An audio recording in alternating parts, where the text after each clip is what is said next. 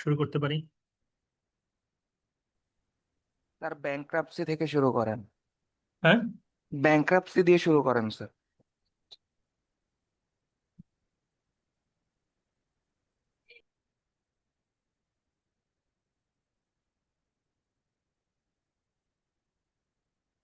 আচ্ছা, ব্যাংক্রাপসির প্রবলেম কি বলেন আগে, কোথায় কোথায় বুঝতে অসুবিধা হচ্ছে? স্যার অসুবিধা না, বেসিক্যালি হচ্ছে যে একটু কনফিউশন ছিল যে আর কি হ্যাঁ, অ্যাকচুয়ালি। কনফিউশন গুলো বলেন, ওইগুলো নিয়ে ডিসকাস করি। স্যার ওই যে ফার্স্ট ম্যাথটা স্যার আর কি আপনি যদি একটু ওপেন করেন ফার্স্ট ম্যাথটা, তাহলে আমি আর কি বলছি। কোনটা ফার্স্ট? জি জি জি।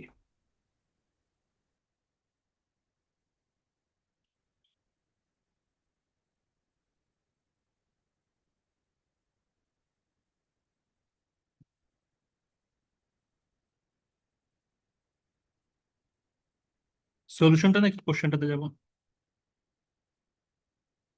স্যার কোয়েশ্চেনটা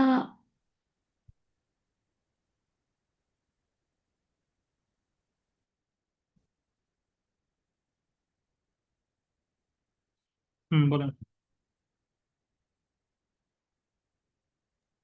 স্যার এই নাম্বারে আমাদের হচ্ছে প্রবলেমে বলা আছে যে একটা লাইফ ইন্স্যুরেন্স পলিসি আছে স্যার, যেটার হুম ভ্যালিউ হচ্ছে 6 লাখ, আর ওইটার এগেনস্টে একটা হুম 10 লাখ টাকার প্রাইভেট প্রাইভেট লোন। লোন নেওয়া হয়েছে। এখানে স্যার মেনশন করা আছে এটা একটা পার্ট সিকিউরিটি, বাট স্যার অপশনে পার্শালি সিকিউরড ক্রেডিটার্সে এই লোন নিয়ে কিছু বলা নেই স্যার। হ্যাঁ, এটা এটা কি ওই ওর যে বিজনেস তার কোনো লাইবিলিটি নাকি তার পার্সোনাল লাইবিলিটি?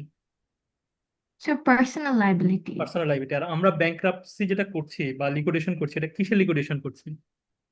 স্যার আমি ইন্ডিভিজুয়াল, ওই কোম্পানি, জি স্যার, ওই বিজনেসের। স্যার স্লাইড পড়তে নিয়ে ওইখানে দেখেছিলাম যে sir statement of financial affairs sir personal and business দুইটা, মানে দুই টাইপের ডেট নিয়ে বানানো হয়। এটা স্যার থিওরি পার্টে স্যার লেখা, সে কারণে একটু কনফিউজ। থিওরি লেখা থাকলে ওটা হচ্ছে তার পার্সোনালি, আমরা তো কোম্পানি পার্সপেক্টিভে করছি। কোম্পানি পার্সপেক্টিভে শুধুমাত্র কোম্পানিটাই আসবে আর কি। আর স্যার, ইন্ডিভিজুয়ালের কোনো লাইবিলিটি আমরা এখানে আনছি না আপাতত। স্যার আরেকটা কোয়েশ্চেন ছিল, যেটা হচ্ছে ব্যাংক ওভারড্রাফট হচ্ছে আমাদের 8 লাখ টাকা। সো ওইটার জন্য স্যার আমরা এই যে ফ্রি হোল্ড হাউস বা প্রাইভেট প্রপার্টি যেটার ভ্যালিউ 12 লাখ টাকা, হুম ওইটা স্যার সেল করেছিলাম একটা সারপ্লাস অ্যামাউন্ট হচ্ছে কভার করার জন্য। এখন হুম স্যার ওইটাতে কোনো রিসিভার্স ফি কেন আমরা অ্যাকাউন্ট করি নাই? যেহেতু আমরা একটা ল্যান্ড সেল করেছি, হুম হুম আমাদের একটা 4%-এর রিসিভার্স ফি ধরার কথা ছিল না স্যার? হ্যাঁ, দেওয়ার কথা ছিল, ঠিক বলছেন।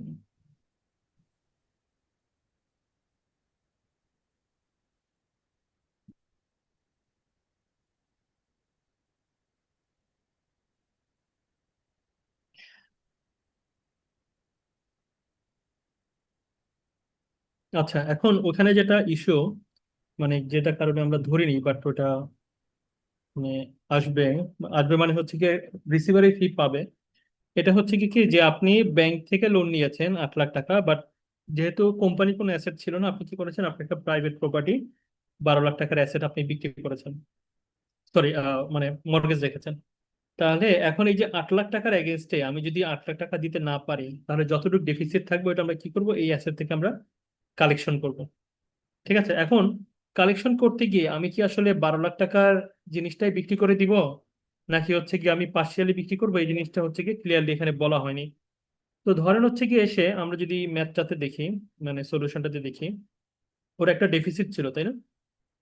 8 লাখ টাকা আমার কাছে জি ছিল না। স্যার, 45,000-এর কাছাকাছি একটা হ্যাঁ, ডেফিসিট 45,000 অ্যামাউন্ট এই আমরা যে একটা নিছি। ডেফিসিট ছিল 45,000। তাহলে এখন দেখেন ও কি করবে, এই টাকাটা ওইখান থেকে কালেক্ট করবে। তো এখন ওইখান থেকে কালেক্ট করতে গিয়ে তার যতটুকু অ্যাসেট সেল করা দরকার ওটা সেল করে, দেন হচ্ছে ওইখান থেকে রিসিভারে ফি রেখে, দেন হচ্ছে বাকি টাকাটা কি করবে, সেই জায়গায় নিয়ে আসবে। তো এখন এই কারণে হচ্ছে গিয়ে ওই রিসিভারি ফিটা এখানে আর দেখানো হয়নি আলাদা করে। ও, আচ্ছা স্যার, তাহলে আমাদের এক্সামে কি ক্যালকুলেশনটা দেখাইতে হবে না যদি না, এখানে এরকম কোনো যেভাবে দেখানো আছে ট্রানজাকশন? ওইভাবেই দেখান, কারণ আমরা তো সব ইনফরমেশন দেওয়া হয়নি। এখন আমরা জানিও না যে ও কি 12 লাখ টাকা টোটাল অ্যাসেটটা বিক্রি করে দিয়েছে নাকি হচ্ছে কি পার্টলি বিক্রি করেছে, অথবা অতটুকুই বিক্রি করেছে যে টাকা দিয়ে হচ্ছে কি সে 45,471 প্লাস হচ্ছে রিসিভারের ফি সে কালেক্ট করতে পারে। ঠিক আছে, তা এখানে একটা কনফিউশন আছে, তো আমরা এখানে ধরে নিচ্ছি যে 45,471 টাকা হচ্ছে কি সে নেট কালেকশন করেছে, কালেকশন করে টোটাল কি 8 লাখ টাকা সে মানে ফিল আপ করেছে। Thank you sir. স্যার আর একটা ব্যাপার হলো যে আর কি ওই যে ব্যাংক ওভারড্রাফটটা যদি আর কি ওর প্রাইভেট প্রপার্টি থেকে আর কি মর্গেজ না হয়ে যদি আর কি বিজনেস থেকে হতো তাহলে কি এটা ফুললি সিকিউরড এর আন্ডারে আসতো নাকি? না, পুলিশ সিকিউরিটি আন্ডার আসতো না। মানে ব্যাংক ওভারড্রাফট কি অলওয়েজ আমি হচ্ছে ওই যে আনসিকিউরড ক্রেডিটরের সাথে 100 আর হ্যাঁ, 50 রেশিও করে হ্যাঁ, দিব? হ্যাঁ, হ্যাঁ। ওকে জি স্যার, থ্যাংক ইউ স্যার। আর কোনটা? স্যার 2 নাম্বার মেতে আনসার শিটটা স্যার একটু যেতে পারবেন? ওখানে হচ্ছে একটা আইটেম ছিল যে ফলস ইন এরিয়ার্স, স্যার এটা কোথা থেকে আসছে? আমরা এটা কোশ্চেনটা হচ্ছে গিয়ে পরে আবার আপডেট করে দিয়েছিলাম, আপনি ওটা মনে হয় খেয়াল করেননি, সিআর কে দিয়েছিলাম না? হ্যাঁ স্যার, ও আমি আচ্ছা আচ্ছা। গ্রুপে সেন্ড করেছিলাম হ্যাঁ, তো ওইটা কারেক্টেড হচ্ছে কি এই কোয়েশ্চেনটা। এই লাইনটা ছিল না বা এরকমও ছিল না, দেখেন আপনার শেয়ার ক্যাপিটাল একবারে দেওয়া ছিল, বাট এটাকে ভাগ করে দেওয়া হয়েছে। তারপর হচ্ছে এই যে দেখেন কলিন এরিয়ার এই এই আইটেমটা ছিল না, ওইটা পরে হচ্ছে কি অ্যাড করে দেওয়া হয়েছে। আবার হচ্ছে কি এই যে এই আইটেমটাও ছিল না। আরেকটা ছিল আনক্লেম ডিভিডেন্ড, এটা কোথায়? এই যে আনক্লেম ডিভিডেন্ড, এই আইটেমটাও ছিল না ওইখানে, বা আমরা অ্যান্সারে করেছি বাট কোশ্চেনটা সামহাও মিসিং ছিল কোশ্চেনে, তো আমরা পরে অ্যাড করে দিয়েছি আপনাকে। ওকে ওকে স্যার।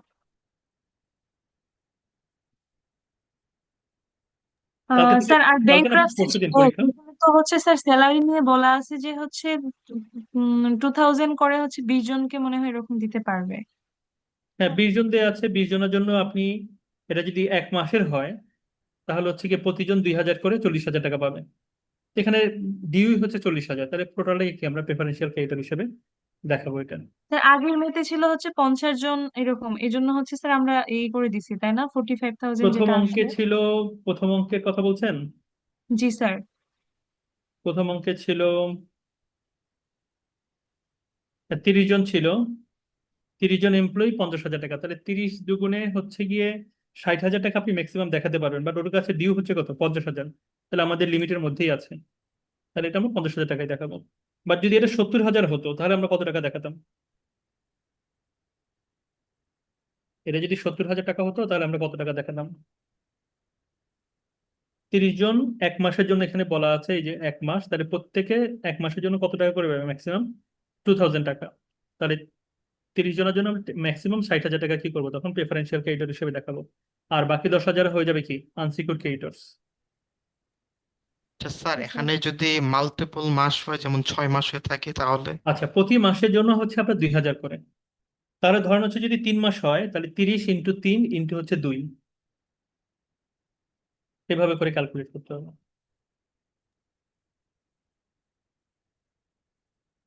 একাধিক প্রবলেম আছে স্যার 3 নাম্বার কোশ্চেনে। 3 নম্বর। এটার স্যার ডাইরেক্ট সলিউশন ছিল না তো। হুম, স্যার 3 নাম্বারটা নিয়ে সবাই অনেক কনফিউজ, আপনি যদি একটু সলভ করে দিতেন ওটা তাহলে বেটার হতো আর কি। সলিউশন করে দিতে হবে তাহলে, স্যার সলিউশনটা করা। সলিউশন না দিলেও জাস্ট মূলত দুইটা, যে ম্যানেজার্স ডাইরেক্টরস এমল আর স্টাফ স্যালারি আনপেড, এখানে ডাইরেক্টলি কোনো ইনফরমেশন এডিশনাল দেওয়া নাই, তো আমরা এটা কি হিসেবে কাউন্ট করব? এটা নিয়ে এটা মূলত এই। ম্যানেজিং ডিরেক্টর, তো এটা কি প্রেফারেন্সিয়াল ক্রেডিটরের ক্ষেত্রে আসবে কিনা? তো জি স্যার। প্রেফারেন্সিয়াল ক্রেডিটরস এর ক্ষেত্রে আমরা যদি দেখি ওখানে সম্ভবত এমপ্লয়ীদের কথাই বলা আছে। একটা মিনিট আমি একটু দেখি, আমি শেয়ার করছি।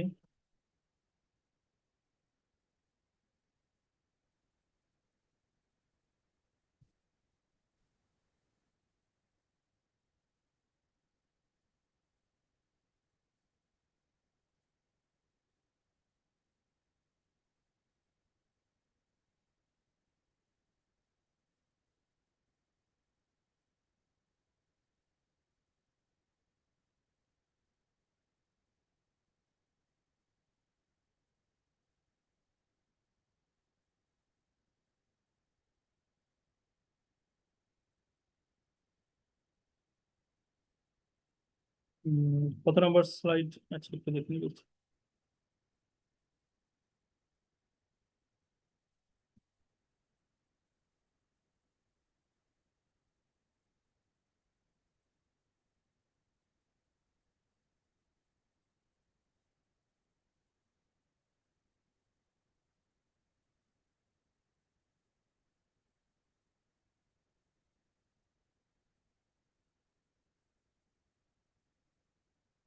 তো এখানে দেখেন এই যে এটা বলছে all wages or salaries not exceeding 2000 টাকা due to any clerk servant labour or workman. তার মানে এই যে যারা নিচের পোস্টে চাকরি করে তাদের জন্য বলা হয়েছে in respect of service rendered to the debtor during the period of 6 months immediately before the date of filing the petition and excess of 2000 will be treated as unsecured debt। তার মানে এখানে বলা হয়েছে ক্লার্ক সার্ভেন্ট লেবার এবং হচ্ছে workman এদেরটা শুধুমাত্র হচ্ছে কি প্রেফারেন্সিয়াল ক্রেডিটর্স এর মধ্যে আসবে, বাকিগুলো আসবে না। তাহলে এখন ম্যানেজমেন্টকে আপনি যে স্যালারি ম্যানেজিং ডিরেক্টরের যে রিমুনারেশন দেওয়ার কথা ছিল, হ্যাঁ, তো রিমুনারেশনটা আপনি দেননি 8 মাস ধরে, তাহলে ওটা হয়ে যাবে কি আনসিকিউরড ক্রেডিটর্স। আর স্যার স্টাফ স্যালারি তো এখানে এটা আসবে, এক্স্যাক্টলি এটা আসবে। এটা আসবে, বাট স্টাফের কাউন্ট দেওয়া নাই। স্টাফের কাউন্টটা দেওয়া নাই না? তাহলে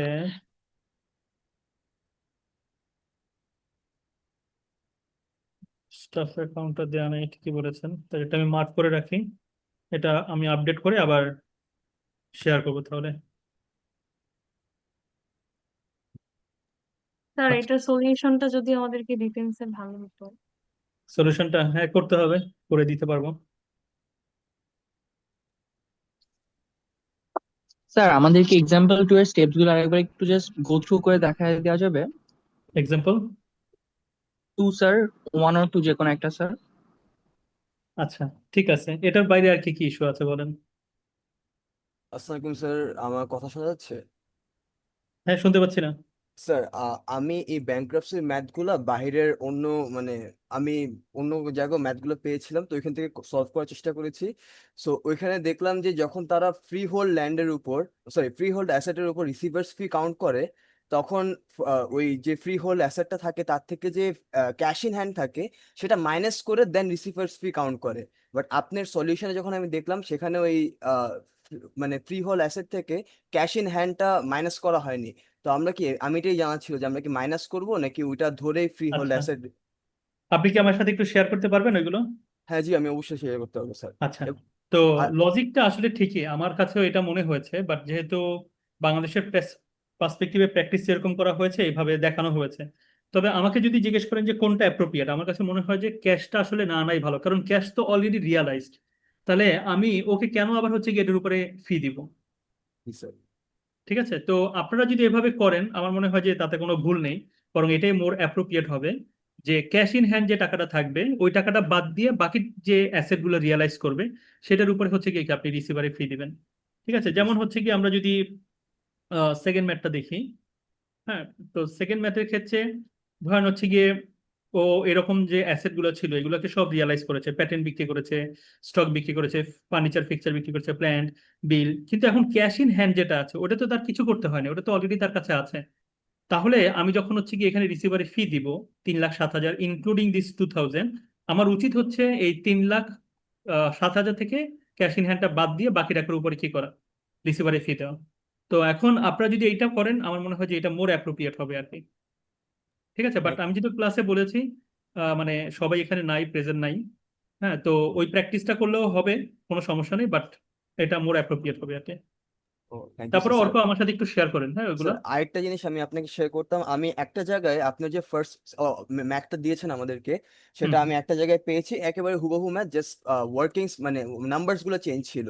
তো আচ্ছা সেখানে আচ্ছা, আমি দেখলাম যে আমাদের প্রবলেমস, আমি আপনাকে পাঠাচ্ছি মানে 1 2 3 4 5 নাম্বার যে ওয়ার্কিংটা, সেখানে ওই যে লাইফ লাইফ পলিসির আন্ডারে যে একটা মানে সারেন্ডার করেছে, হুম সে হুম, ওই মানে 1 মিলিয়নটাকে কি বলে পার্টলি সিকিউরড ক্রেডিটর হিসেবে ধরা হয়েছে ওই জায়গায়। আমি আপনাকে সিআরকে দ্বারা পাঠাচ্ছি তো, কিন্তু আপনার সলিউশনটা তো এখানে পার্টলি সিকিউরড ক্রেডিটর হিসেবে ধরা হয়নি। সো এটা হুম নিয়ে একটু হুম। কনফিউশন ছিল। আচ্ছা, ওটা হচ্ছে এক এক দেশের কান্ট্রি, মানে আপনি সম্ভবত যেটা বইটা স্যার দেখেছেন সম্ভবত আমি ইন্ডিয়ান বইটা বই। মানে ন্যাশনাল ইউনিভার্সিটি বই থেকে পেয়েছি, আমাদের হ্যাঁ, কোথায়? ন্যাশনাল ইউনিভার্সিটি বই থেকে পেয়েছি, থার্ড ইয়ারের সরি সরি, অ্যাডভান্স আমি অ্যাকাউন্টিং। আপনার সাউন্ড অনেক কম আসতেছে। সরি স্যার, এবার শোনা যাচ্ছে? হ্যাঁ, বেটার। স্যার স্যার ন্যাশনাল ইউনিভার্সিটির বই থেকে পেয়েছে আর কি, ওই যে অ্যাডভান্স অ্যাকাউন্টিং 1 বইটা, বাংলাদেশে একটা রাইটারের লেখা, কি যেন এম এ কালাম মেবি নাম।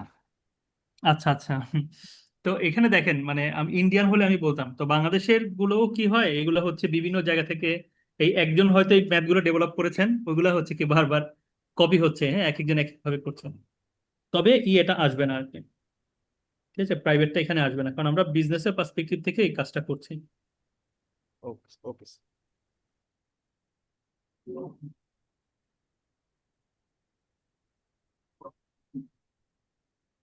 তাহলে সেকেন্ড ম্যাথটা করালে মোটামুটি শেষ নাকি, মানে ব্যাংক্রাপসি নিয়ে ঝামেলা শেষ। স্যার আরেকটা কোয়েশ্চেন ছিল, সেটা হলো এই যে ম্যানেজিং ডিরেক্টর এমুলুমেন্ট যেটা আছে, সেটা যখন এটা থার্ড ম্যাথটা তো আমাদের ফার্স্টে ট্রায়াল ব্যালেন্স করা লাগবে, কারণ আমাদের লস বা প্রফিট কোনোটাই দেওয়া নেই। তাহলে তো ট্রায়াল ব্যালেন্স করতে হবে, রাইট? জি, ট্রায়াল ব্যালেন্স যখন করতে যাব তখন এই ম্যানেজিং ডাইরেক্টরের এমুলুমেন্ট যেটা, এটাকে আমরা কি ক্রিয়েট করবো স্যার? এটা লাইবিলিটি আপনার, তাহলে ক্রেডিটে আসবে। ওকে স্যার, এটাই জানা ছিল। আর স্যার আরেকটা জিনিস, এই কন্টিনজেন্ট লাইবিলিটি যেটা আছে ওইটার ওয়ার্কিংসটা একটু যদি হেল্প বলতেন, মানে এক্সাম্পল 3 তে। কন্টিনজেন্ট লাইবিলিটি নর্মালি আসার কথা না আর কি, আমি একটু দেখে বলি। Okay sir.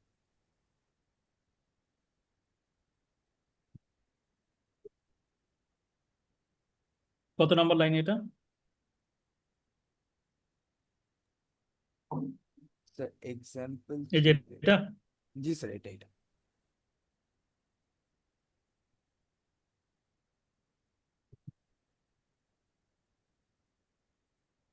ড্যামেজ এত টাকা,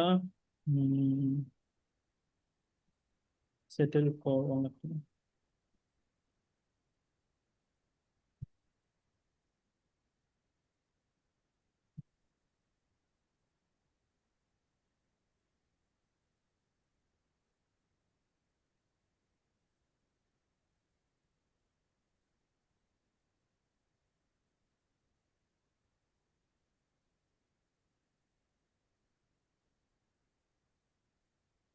কন্টিনজেন্ট লাইবিলিটি নর্মালি আমরা হচ্ছে কি ব্যালেন্স শিটে আনি না, ঠিক আছে? তো ব্যালেন্স শিটে যেহেতু আনি না, এর জন্য ওইটা আমরা হচ্ছে কি কি যখন ট্রায়াল ব্যালেন্সটা করবো তখন হচ্ছে কি কি ওইটা আর দেখাবো না। থ্যাংক ইউ স্যার, এটাই জানার ছিল এখান থেকে।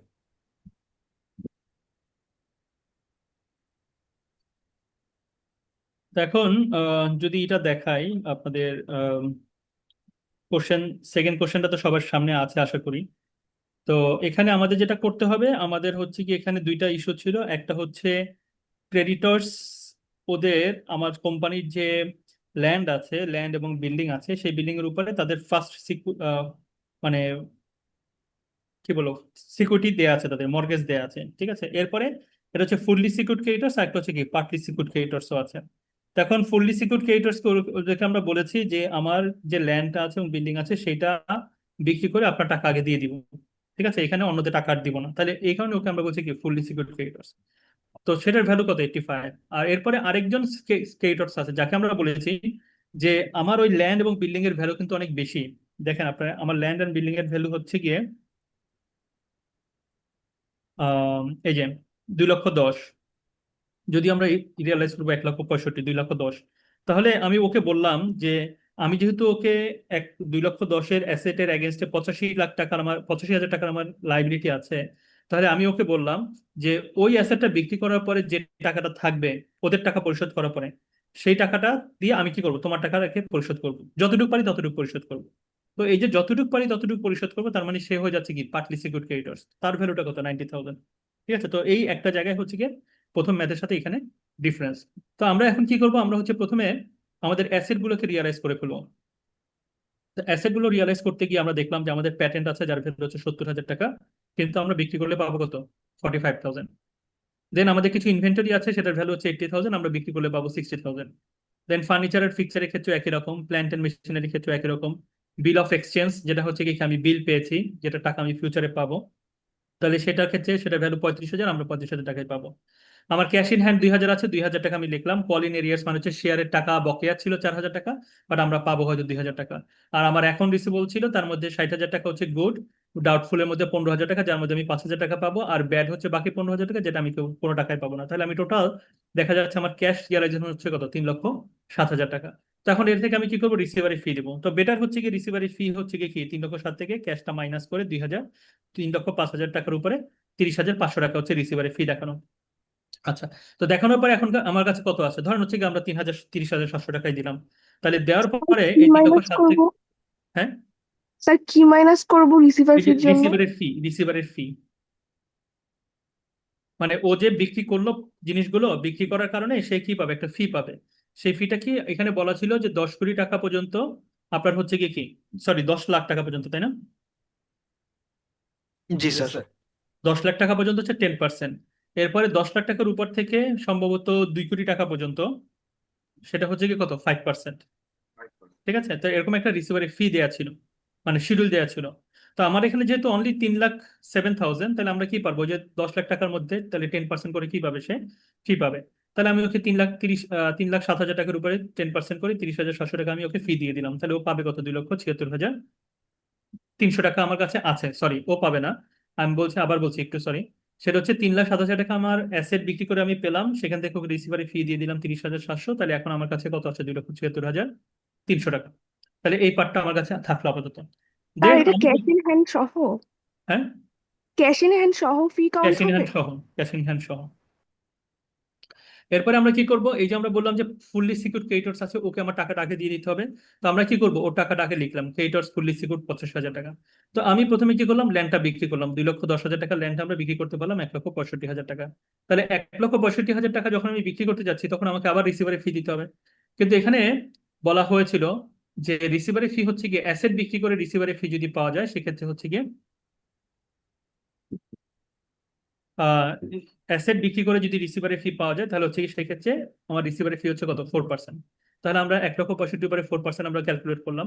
ক্যালকুলেট করার পরে ওই অ্যাসেট থেকে বিক্রি করে আমাদের কাছে নেট টাকা কত টাকা আছে, ক্যাশ ইনফ্লো কত হলো নেট, 1,58,400। দেন আমরা কি করলাম, ওকে 85,000 টাকা পাবে, ওর 85,000 টাকা এখান থেকে দিয়ে দিলাম। দিয়ে দেওয়ার পরে আমার হাতে কত আছে এখন, 73,400 টাকা। 73,400। তো আমরা বলেছিলাম কি যে যে টাকাটা থাকবে সেটা আমরা কি করবো, পার্টলি সিকিউর ক্রেডিটর্সকে আমরা টাকাটা দিয়ে দিব। তখন পার্টলি সিকিউরিটিস এর ক্রেডিটারের টাকা কত দেখেন, বলা আছে less amount paid to partly secure creditors, কত টাকা সে পাবে, 90,000 টাকা। বাট আমার কাছে আছে কত, 73,400।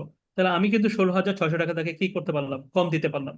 তো এই কমটা আসলে কম দিতে পারলাম না, এটা হয়ে যাবে কি তখন, এটা আমাকে এই যে আমাদের নিচে যে আরেকটা আছে আনসিকিউরড ক্রেডিটর্স, ওটার সাথে কি হয়ে যাবে, যোগ হয়ে যাবে। এই যে পার্টলি সিকিউরড ক্রেডিটর্স দেখেন, amount unsecured from secured creditor 16,600, এই যে 16,600 যেটা আমি দিতে পারলাম না, সেটা তখন এটার পার্ট হয়ে যাবে, আনসিকিউরড ক্রেডিটর্স এর পার্ট হয়ে যাবে।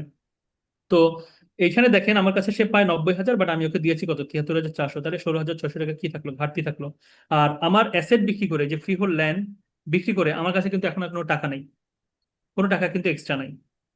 ঠিক আছে, তাহলে আমার কাছে অ্যাসেট বিক্রি করে আমি টোটাল এই 73,400 প্লাস হচ্ছে 85,000 টাকা আমি কি করলাম, দিয়ে দিতে পারলাম। আর বাকি 16,600 হয়ে গেল কত, আনসিকিউরড ক্রেডিটর্স। হ্যাঁ, সিয়াম বলেন।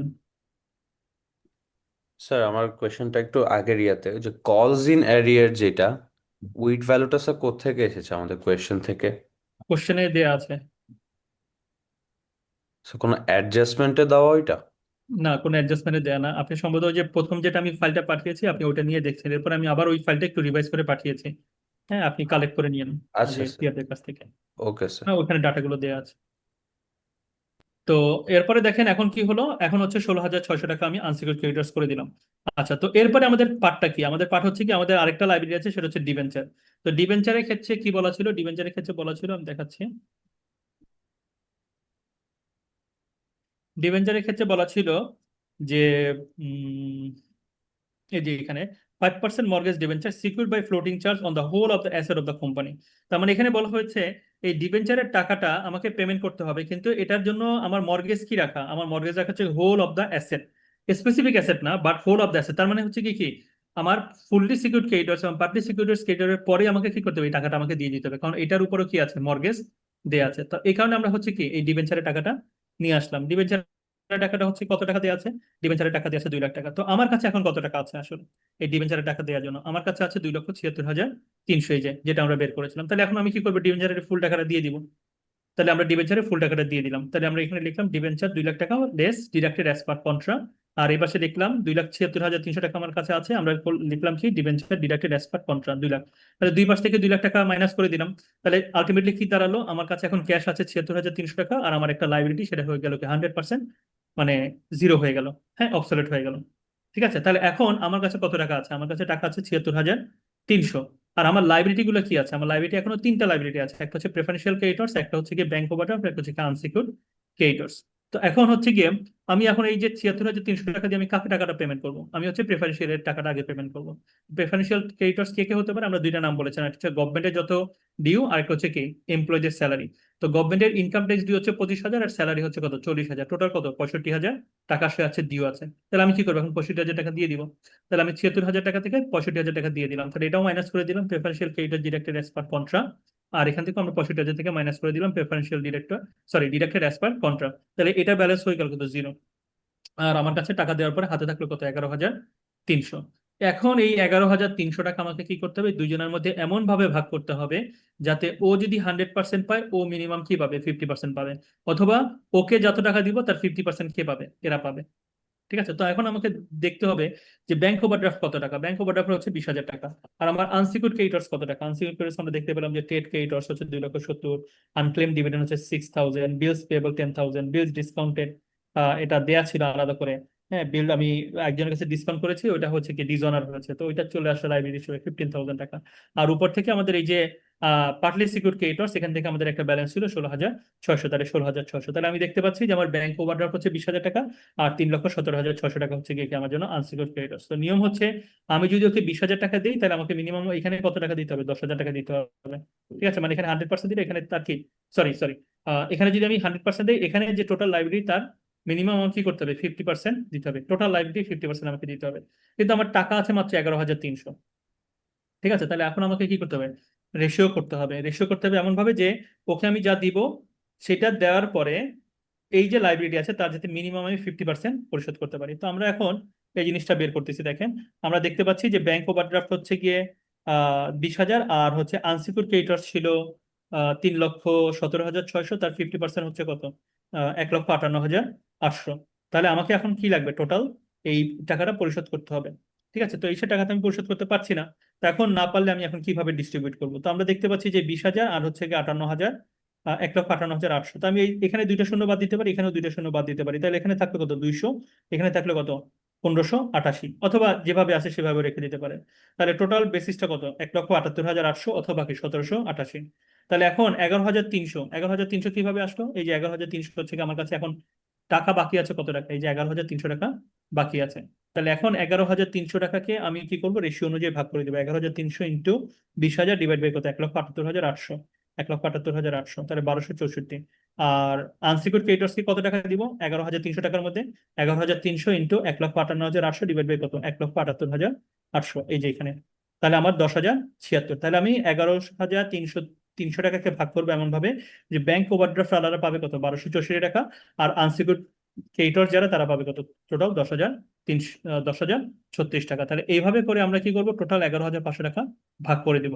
তো এখন 11,500 টাকা ভাগ করতে গিয়ে দেখা গেল যে ওদের যে লাইবিলিটি টোটাল 3,37,600, তার মধ্যে আমি দিতে পারছি কত? 11,300। তাহলে ডেফিসিট কত? ডেফিসিট হচ্ছে 3,26,300 টাকা। তো এই হচ্ছে অঙ্ক বা আমাদের প্রবলেম আর কি। তো দেখেন এখানে কার কি প্রবলেম আছে বা কার কোনো কোশ্চেন আছে কিনা।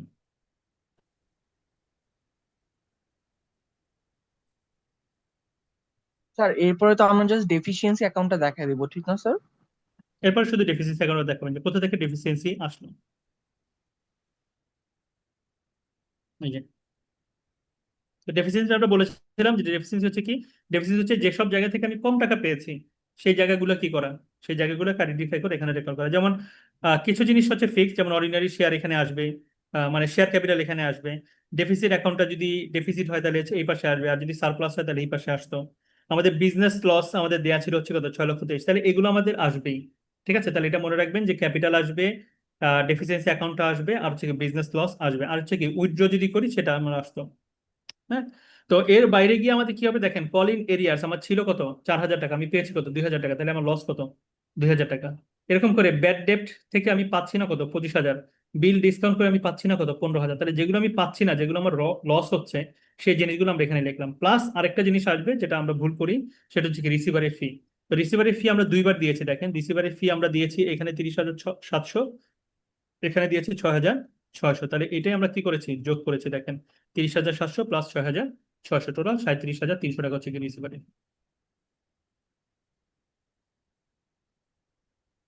ঠিক আছে এখন? জি স্যার। ওকে, তাহলে এখন বলেন আর আর কোন chapter?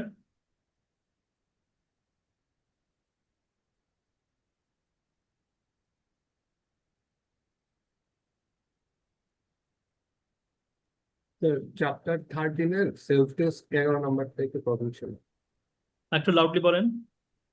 Sir chapter 13 self test 11। Chapter 13,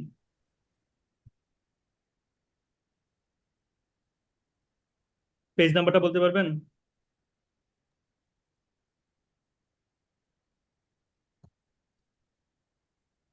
sir 677।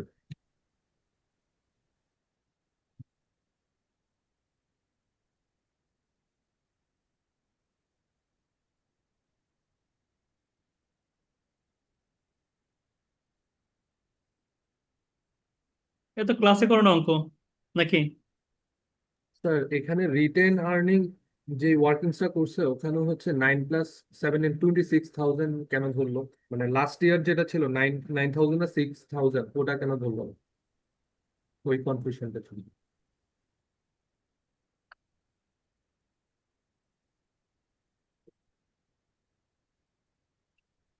হ্যাঁ বলেন কোশ্চেনটা। স্যার লাস্ট ইয়ার যেই টাইমে হচ্ছে কনসলিডেশন করছে ওই টাইমে হচ্ছে একুমুলেটেড ইম্পেয়ারমেন্ট ছিল হচ্ছে 15,000, কিন্তু যখন রিটেন আর্নিং ক্যালকুলেশন করছে তখন হচ্ছে 26,000 টাকা মাইনাস করছে। কোথাও 11,000 টাকারই ছিল না, ডেফিসিট ইম্পেয়ারমেন্ট ছিল না? স্যার না স্যার, ইম্পেয়ারমেন্টে কোনো অ্যাডজাস্টমেন্ট ছিল না। দুইটা ডেটের ইম্পেয়ারমেন্ট দিছিল, এখন হচ্ছে স্যার এখানে দেখেন রিটেন 2 আর্নিং এর নম্বরটা, impairment reviews at the following dates reveal the following amounts to be written off in respect of Kings Limited investment in Prawn Limited and Madras Limited। হ্যাঁ, তো আহ, 1 বছর পরে এটা হয়ে গেছে কত? এই যে দেখেন মাদ্রাসের ক্ষেত্রে আহ, ছিল কত গুডউইল? স্যার 17,000 ছিল। 17,000 to be written off in respect of impairment review at the following date reveals the following amounts to be written off in respect of King Limited। তাহলে এখানে 17,000 টাকা হয়েছে, তাই তো? জি স্যার। আগে ছিল 17,000, আর এই বছর হয়েছে কত আরো? 6,000। 6,000। আর ওরা কত টাকা স্যার মাইনাস করেছে? স্যার রিটেন আর্নিং ক্যালকুলেশন যখন ওরা স্যার করছে তখন 26,000 হচ্ছে টাকা 9 মাইনাস প্লাস করছে। 17,000 মাইনাস করছে। আচ্ছা আমি একটু দেখে বলি আপনাদেরকে।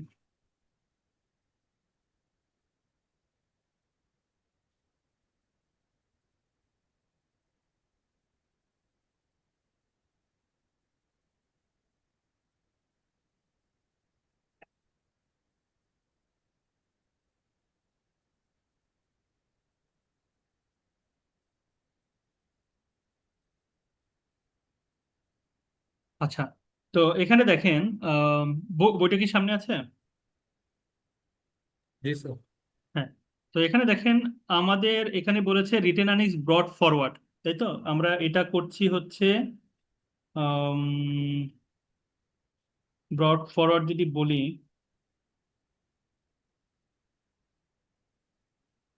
এটা এই যে দেখেন আপনাদের এই যে 4 নম্বর ওয়ার্কিংসটা, এটা আমরা কেন করছি বলেন তো? কোথায় কাজে লাগবে এটা? প্রফিট অ্যান্ড লস স্টেটমেন্ট করতে নাকি হচ্ছে রিটেন আর্নিংস স্টেটমেন্ট করতে? ফাইন্যান্সিয়াল রিটেন স্টেটমেন্ট করতে। ফাইন্যান্সিয়াল স্টেটমেন্ট তো ঠিক আছে, ফাইন্যান্সিয়াল স্টেটমেন্ট তো অনেকগুলো। এখন এটা কি প্রফিট অ্যান্ড লস অ্যাকাউন্ট নাকি হচ্ছে গিয়ে sir written changes in earnings? Equity দেখানোর জন্য। হ্যাঁ হ্যাঁ, তাহলে এখন আমাদের কোন ব্যালেন্সটা দরকার? এটা কি ক্লোজিং ব্যালেন্সটা দরকার নাকি বিগিনিং ব্যালেন্সটা দরকার? স্যার ফার্স্টের জন্য বিগিনিংটা। বিগিনিংটা দরকার, রাইট। তাহলে এখন দেখেন এখানে আমরা, তাহলে বিগিনিং যদি হয়, আমরা ম্যাথটা করছি কোন বছরে? 2009-এর। তাহলে আমার দরকার কি বিগিনিং ব্যালেন্স পর্যন্ত কত টাকা রিটেন আর্নিংস আছে। তো এখন বিগিনিং পর্যন্ত যে রিটেন আর্নিংসটা আছে দেখেন, একটা ছিল 6,48,000 আর 50,000। একটা দেখেন 2008 সাল পর্যন্ত আমাদের টোটাল ইম্পায়ারমেন্ট কত টাকার হয়েছে? 17 আর 9 26,000। এই যে জি এটা, স্যার। তো এই কারণে হচ্ছে স্যার তাহলে কি 26,000 টাকা। অ্যাসোসিয়েটেড যে প্রফিটটা ছিল ওটা হচ্ছে স্যার এই বছর যে ইম্পেয়ারমেন্ট হচ্ছে ওটা থেকে মাইনাস দিব অ্যাসোসিয়েটেড সহ অ্যাসোসিয়েটেড, পরের হ্যাঁ হ্যাঁ ওয়ার্কিং হ্যাঁ সাথে শেয়ার অফ প্রফিট হ্যাঁ, এই অফ দ্য বছরে যে অ্যাসোসিয়েট। প্রফিট সেখান থেকে কি করবেন? এই বছরে ইম্পায়ারমেন্টটা মাইনাস করবেন।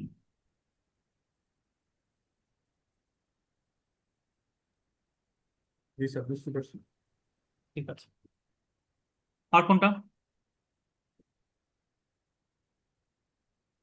জি, ফারহান বলেন। স্যার স্যার আসসালামু আলাইকুম। ওয়ালাইকুম সালাম। কিন্তু ওই যে ফারহান আগে হাত তুলেছিল, 131। আহ, আচ্ছা স্যার, ঠিক আছে। ফারহান বলেন। স্যার এই ম্যাথেই স্যার ওই যে সাবসিডিয়ারির যে 9,000 টাকার একটা ইম্পেয়ারমেন্ট হচ্ছে 30 সেপ্টেম্বর 2009-এ। হুম। স্যার এই ইম্পেয়ারমেন্টটা আমরা ওয়ার্কিং টু করার সময় কেন স্যার ওটা প্যারেন্টের থেকে মাইনাস করছি? আচ্ছা, প্যারেন্ট থেকে কেন মাইনাস করছি? এখন ইম্পেয়ারমেন্ট আসলে গুডউইলটা কার বইতে দেয়া আছে? স্যার প্যারেন্টের বলতে। তাহলে আমার তো ওর কাছ থেকে মাইনাস করতে হবে, তাই না? আচ্ছা, আর স্যার ডেপ্রিসিয়েশনটা যদি হয় স্যার সেটাও হচ্ছে প্যারেন্টের বইতেই অ্যাড করি। স্যার ওটা মনে হয় ডেপ্রিসিয়েশনটাও, হ্যাঁ, স্যার চ্যাপ্টার ডেপ্রিসিয়েশনটাও, 12-এ ছিল স্যার। Right right. মানে কারণ স্যার মেইন ওইটা, অ্যাডজাস্টমেন্টটা তো আসলে এই প্যারেন্ট করতেছে, তাই না? জি জি। হ্যাঁ, এই কারণে। বাট আচ্ছা স্যার। স্যার ডেপ্রিসিয়েশন এক্সপেন্স হচ্ছে সাবসিডিয়ারি, মানে যদি প্যারেন্ট সেল করে সাবসিডিয়ারিকে নন কারেন্ট অ্যাসেট, তাহলে সাবসিডিয়ারি বেশি ডেপ্রিসিয়েশন চার্জ করতেছে না ওর বইয়ে? তো ডেপ্রিসিয়েশনের পার্টটা কি আমাদের সাবসিডিয়ারির ওখান থেকে মাইনাস করার কথা না? স্যার আই থিংক এটা চ্যাপ্টার 12-এর সেলফ টেস্ট 11-এর কথা বলতেছে ও। এটা আপনি ক্লাসে বলেছিলেন যে 3,000টা প্যারেন্টের বই থেকে মাইনাস হবে, আর 300টা হচ্ছে সাবসিডিয়ারির নিচে থেকে মাইনাস হওয়ার কথা, যেই ডেপ্রিসিয়েশন এক্সট্রা চার্জ আচ্ছা, করতেছে তাহলে ওইটা। আমরা ওই প্রবলেমে গিয়ে একটু আলাপ করি, ঠিক আছে? চ্যাপ্টার 12-এর 11 নম্বর পয়েন্ট। জি স্যার, আপনি স্যার ওই যে বলেছিলেন বইয়ের ইন্টারেক্টিভ টু টাইপিং দেখালেও মিস্টেক হবে হচ্ছে। স্যার। ইন্টারেক্টিভ আচ্ছা, ঠিক টুতেও আছে। স্যার এরকম আর একটা হচ্ছে প্রবলেম রোল আছে। নাম্বার 133 বলেন, আপনারটা বলেন এখন। জি স্যার, এইটাই মানে ও যেটা বললো স্যার ওইটা ইন্টারেক্টিভ টুতেও আছে স্যার, যে ডেপ্রিসিয়েশনটা আমাদের সাবসিডিয়ারির বেশি দেখানোর কথা, বাট ওটা হচ্ছে কি প্যারেন্টের বই থেকে হচ্ছে আমরা মাইনাস করছি। আহ, বইতে তো লেখা আচ্ছা, আছে যে হুএভার সেলস দ্য প্রোডাক্ট সেই ডিপ্রিসিয়েশনটা তার বইতে লিখবে। তো এখন কি পেজ নাম্বারটা প্যারেন্ট একটু সেল বলেন। করছে নাকি? স্যার এটা নিয়ে একটা রিজনিং দেখেছিলাম যে কনসলিডেশনের পরে এক্সেস ডেপ্রিসিয়েশনটা সাবসিডিয়ারি চার্জ করলেও আমরা তো কনসলিডেশনে স্যার সব মিলাই ফেলছি, তো যদি আমরা এক্সেস ডেপ্রিসিয়েশনটা প্যারেন্টের সাইড থেকে বাদ দিচ্ছে, মানে এটাই স্যার বইয়ে লেখা। আর এটা স্যার করছে মূলত যাতে কনসলিডেটেড প্রফিটটা আন্ডারস্টেটেড না হয়। হুম হুম। সেটা ঠিক আছে, কিন্তু হচ্ছে কি, সেটাতে আমি যে কোনো একটা জায়গা থেকে বাদ দিলেই পারি, মানে আমার প্যারেন্টের জায়গা থেকেও বাদ দিতে পারি, সাবসিডিয়ারির জায়গা থেকেও বাদ দিতে পারি, তাই কিন্তু না? স্যার মানে যদি সাবসিডিয়ারি থেকে বাদ না দেই ওর দেই, দুটাতেই তো হচ্ছে আমি যখন এনসিআই এর পার্সেন্টেজ বের করি ওয়ার্কিং থ্রিতে, ওটা তো আমি সাবসিডিয়ারির নিচেরটা দিয়ে করি না? তো আমি যদি হ্যাঁ এখন হ্যাঁ, সাবসিডিয়ারি থেকে বাদ দেই, ওই এনসিআই এর পার্সেন্টেজে তো আমার হচ্ছে এফেক্ট পড়ে ওটার। ইফেক্ট পড়ে, রাইট রাইট। সেই জন্যই বলছি যে এটা একটু দেখে বলি আর কি, ঠিক আছে? তো ওইটা পেজ নাম্বারটা একটু বলেন, বইয়ে ইন্টারেক্টিভ স্যার কোশ্চেনের পেজ পেজ হচ্ছে নাম্বারটা বলেন। 607 স্যার। 607। 606-এ হচ্ছে অ্যাডজাস্টমেন্টের যে রিকোয়ারমেন্টটা ওটা দেয়া আছে 606-এ লাস্ট।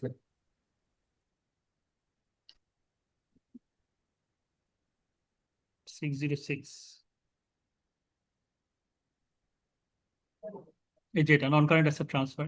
স্যার আচ্ছা নোটের দেখেন, আগের ইফ লাইনটাতে দেয়া আছে।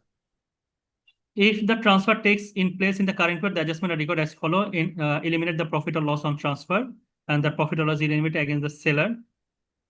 The profit or loss যে হচ্ছে গিয়ে বেশি দামে বিক্রি করেছে, সেখান থেকে আমরা কি করে বাদ দিব? Adjust depreciation to ensure depreciation is based on the cost. Sorry. Adjust depreciation to ensure depreciation is based on the cost of the non-current asset to the group. গ্রুপে যাতে হচ্ছে গিয়ে ওইভাবে পড়ে। আর একটা হচ্ছে depreciation is adjusted against the seller even though it is purchased who recorded it. Who recorded it. Adjusted against the seller, even though it is purchaser who recorded it. This is because the depreciation adjustment reflects the realization of the profit over time over the asset life. আচ্ছা, তো এখন হচ্ছে কি interactive question কি এটার কথা বলছেন?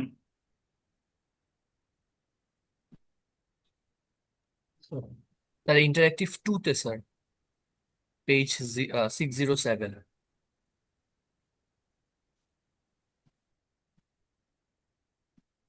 আচ্ছা, তো এটার আগে এটা একটু আলোচনা করি, তাহলে হয়তো আর একটু ইজি হবে। সেটা হচ্ছে আমরা কি করেছি, একটা অ্যাসেট যেটার ভ্যালু ছিল 15,000 টাকা, আমরা কি করেছি, সরি, আমরা বিক্রি করেছি 15,000 টাকা, যেটার অ্যাসেটের ভ্যালু ছিল হচ্ছে 20,000 টাকা। আর অ্যাকুমুলেটেড ডেপ্রিসিয়েশন ছিল 8,000 টাকা, তাহলে ওই অ্যাসেটের বুক ভ্যালু ছিল হচ্ছে 12,000 টাকা। তো 12,000 টাকার অ্যাসেট আমরা 15,000 টাকা বিক্রি করে দিয়েছি, তাহলে আমাদের 3,000 টাকা লাভ হয়েছে। এখন পি লিমিটেড ট্রান্সফার, এবার হচ্ছে গিয়ে এই প্রফিট, এই যে 3,000 টাকা প্রফিট, এটা কার বইতে আছে? পি লিমিটেড মানে প্যারেন্টের বইতে এটা আছে। তাহলে প্যারেন্টের বইতে যদি থাকে তাহলে আমরা কি করব?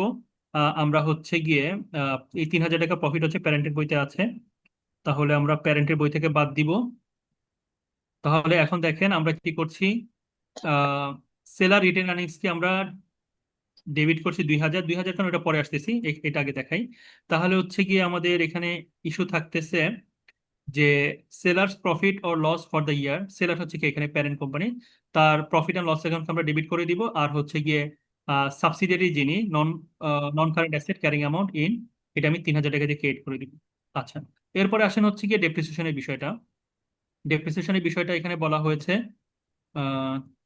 ডেপ্রিসিয়েশনের ক্ষেত্রে বলা হয়েছে এটা ইউজফুল লাইফ হচ্ছে 5 ইয়ার্স। তাহলে আমরা যদি 20,000-কে 5 দিয়ে ভাগ করি তাহলে প্রতি বছর ডেপ্রিসিয়েশন আসে 4,000 টাকা। কিন্তু ও কিনেছে কত? 15,000 টাকা দিয়ে, তাহলে 15,000 টাকাকে আমরা ওর রিমেনিং লাইফ কত? এখানে দেখেন 3 বছর। হ্যাঁ, রিমেনিং লাইফ হচ্ছে 3 ইয়ার্স, কারণ হচ্ছে কি অলরেডি সে এই যে 20,000 ইন্টু 5, সরি 20,000 ডিভাইড বাই 5 যখন আমরা দিয়েছি, প্রতি বছর ডেপ্রিসিয়েশন হচ্ছে 4,000, তাহলে অলরেডি ডেপ্রিসিয়েশন চার্জ হচ্ছে 8,000, তার মানে কি 2 বছর অলরেডি পাস, তাহলে বাকি আছে 3 বছর। তাহলে এখন 15,000-কে আমরা 3 দিয়ে ভাগ করব, তাহলে এই যে সাবসিডিয়ারি কিনে নিয়েছে ও ডেপ্রিসিয়েশন চার্জ করেছে কত? ও ডেপ্রিসিয়েশন চার্জ করেছে 5,000, কিন্তু করা 5,000। উচিত ছিল কত? 4,000। তাহলে আমার অটোমেটিক আমার এখানে মানে ডেপ্রিসিয়েশন ওভারচার্জ হচ্ছে কত? 1,000। তাহলে এখানে কি করতে হবে দেখেন, এখানে আমাকে কি করতে হবে? সেলিং কোম্পানিজ প্রফিট আর লস ফর দ্য ইয়ার, হ্যাঁ এটা আমাদেরকে কমাতে হবে। আর হচ্ছে কি কি ক্যারিং নন কারেন্ট অ্যাসেটের ক্যারিং অ্যামাউন্টটা বাড়াতে হবে। আচ্ছা, তো সেই নর্মালি আমরা এইভাবে বলতে পারি এখন যে আলটিমেটলি 3,000 টাকা আমার প্রফিট হয়েছে আর 1,000 টাকা কি হয়েছে? আমার ডেপ্রিসিয়েশন বেড়ে গেছে। দেখেন 3,000 টাকা প্রফিট হয়েছে এখানে, কিন্তু আমার ডেপ্রিসিয়েশন বেড়ে গেছে কত? 1,000 টাকা, কারণ 5,000 টাকা আমি এখন চার্জ করছি, আমার সাবসিডিয়ারি চার্জ করছে। তাহলে এখন আলটিমেটলি আমার নেট ইম্প্যাক্টটা কত? নেট ইম্প্যাক্ট হচ্ছে 2,000 টাকা। 3,000 টাকা হচ্ছে গেইন, 1,000 টাকা হচ্ছে কি লস। তাহলে আমার নেট ইম্প্যাক্ট হচ্ছে 2,000 টাকা। তাহলে আমি 2,000 টাকা দিয়ে এখন কি করব? আমরা হচ্ছে সেলারের রিটেন আর্নিংসকে ডেবিট করে দিব, আর হচ্ছে কারেন্ট অ্যাসেটের ভ্যালু আমরা কি করব? কমিয়ে দেখাবো 2,000। তাহলে কারেন্ট অ্যাসেটের ভ্যালু কারটা কমবে? সাবসিডিয়ারির বইতে কমে যাবে, 2,000 টাকা কমে যাবে। আর হচ্ছে কি সেলারের বইতে রিটেন আর্নিংস কি হবে? 2,000 টাকা দিয়ে আমরা ডেবিট করে দিব, কমিয়ে দিব। ঠিক আছে, তো এখন আমরা হচ্ছে কি জাস্ট এখন এটা দেখি, ইন্টারেক্টিভ কোশ্চেনটা দেখি। ইন্টারেক্টিভ কোশ্চেনে বলা হয়েছে P limited transfer non current asset to estimated January at for 15,000 টাকা, the asset original cost at, depreciation to the date transfer was 4,800, and হচ্ছে the profit has been transfer to depreciation expense. আচ্ছা, দরকার নেই, one transfer has been credited to depreciation expense. The profit, আচ্ছা, the asset has a useful life of 5 years which is unchanged। তাহলে 12,000-কে আপনি যদি 5 দিয়ে ভাগ করেন কত আসে? 2,400। কত? 2,400। 2,400। আচ্ছা, তাহলে 4,800 যদি হয়, অলরেডি আমি ডেপ্রিসিয়েশন চার্জ করছি, তার মানে হচ্ছে কি 2 বছর আমি এটাকে ইউজ করে ফেলেছি। আচ্ছা, তাহলে 2 বছর ইউজ করে ফেলার কারণে এখন আমাদের হচ্ছে গিয়ে রিমেনিং লাইফ হচ্ছে 3 ইয়ার্স। তাহলে আমরা এখন অ্যাসেটটাকে বিক্রি করেছি কত টাকা? 15,000 টাকা। তাহলে 15-কে 3 দিয়ে ভাগ করলে এখানে আসতেছে 5,000 টাকা। তাহলে আমাদের আগের ছিল 2,400, কিন্তু এখন হয়ে যাচ্ছে কত? এক একটা এক এক বছর ডেপ্রিসিয়েশন হয়ে যাচ্ছে 5,000 টাকা। তো এখন আমরা আলটিমেটলি চিন্তা করি যে এখানে অ্যাসেটটা আমরা বিক্রি করেছি 15,000 টাকায়, আর এটার বুক ভ্যালু কত ছিল? 7,800। হ্যাঁ, সরি 7,200। জোরে বলেন। 7,200। 7,000? 200। 200। 7,200। আচ্ছা, তাহলে আমাদের গেইন হয়েছে 7,200, কিন্তু আমরা ডেপ্রিসিয়েশন আবার বেশি চার্জ করছি কত টাকা? 2,600। 2,600। হ্যাঁ, কত? 2,000? 2,600। আচ্ছা, মাইনাস করেন। 5,000 মাইনাস 2,400, তাহলে 2,600। আচ্ছা, তাহলে এইটা হচ্ছে কি আমার জন্য এখন অ্যাডজাস্টমেন্ট করতে হবে, তাই তো? তাহলে আমরা এখন সলিউশনটা দেখি।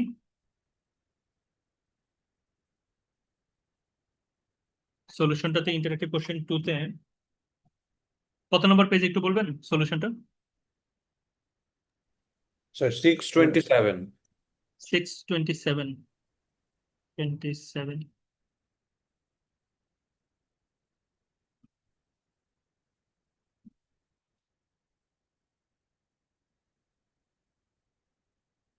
এই যে ইন্টারেক্টিভ কোশ্চেন।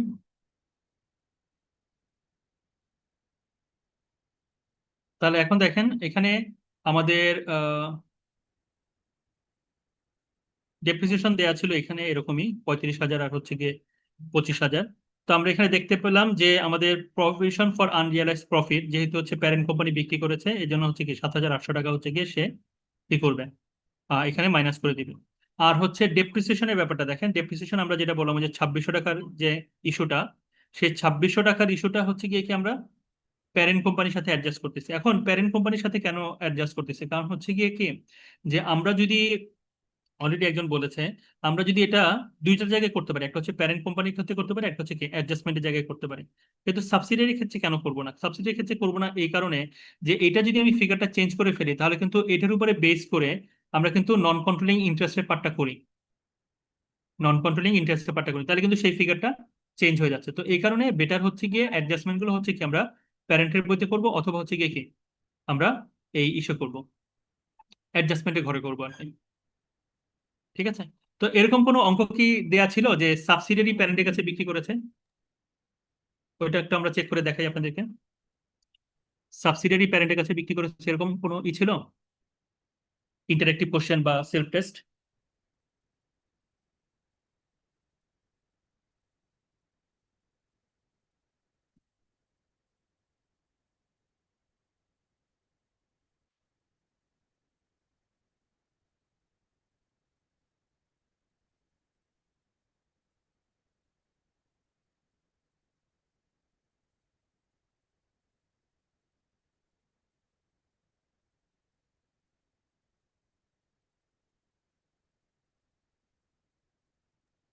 স্যার এই টাইপের পাচ্ছি না স্যার। সেলফ টেস্ট 6 এ ছিল হচ্ছে সাবসিডিয়ারি আর একটা সাবসিডিয়ারির কাছে সেল দিছিল। একটু লাউডলি বলেন, আমি শুনতে পাচ্ছি না। স্যার সেলফ টেস্ট 6 এ হচ্ছে দেয়া ছিল যে একটা সাবসিডিয়ারি আর একটা সাবসিডিয়ারিকে সেল দিছিল। ও, একটা সাবসিডিয়ারি করলে তো একই রকম অবস্থা আর কি। কত number? Sir self test 6। Self test 6।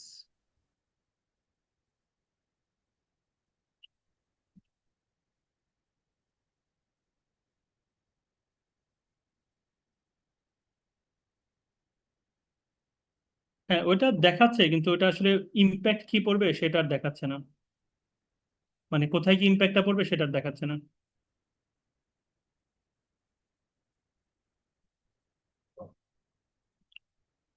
তো আপনারা এটাই করবেন, প্যারেন্ট কোম্পানি বিক্রি করুক আর সাবসিডিয়ারি কোম্পানি বিক্রি করুক, অ্যাডজাস্টমেন্ট আপনারা প্যারেন্টের বইতে করবেন, অথবা এই অ্যাডজাস্টমেন্টের ঘরে করবেন আর কি।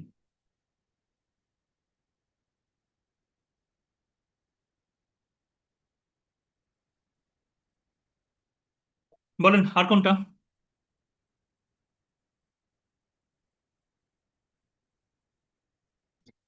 তার একটু লিমিটের কোশ্চেনটা ওপেন করতে আর পারবেন? কোনোটা প্রবলেম আছে?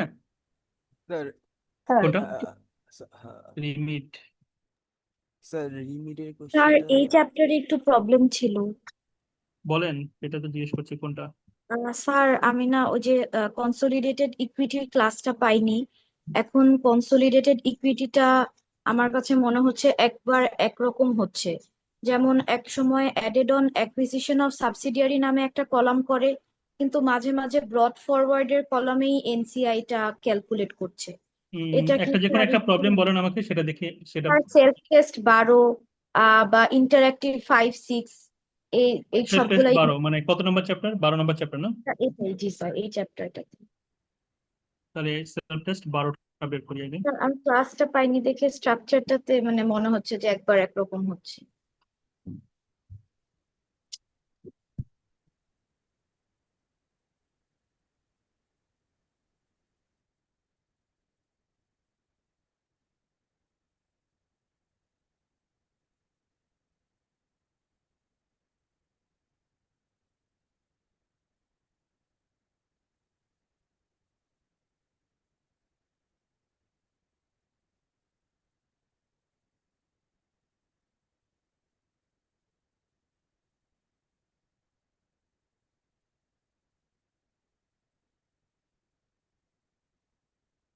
সেলফ টেস্ট 12 না? স্যার 638 পেজের সলিউশনটা আছে, জি স্যার।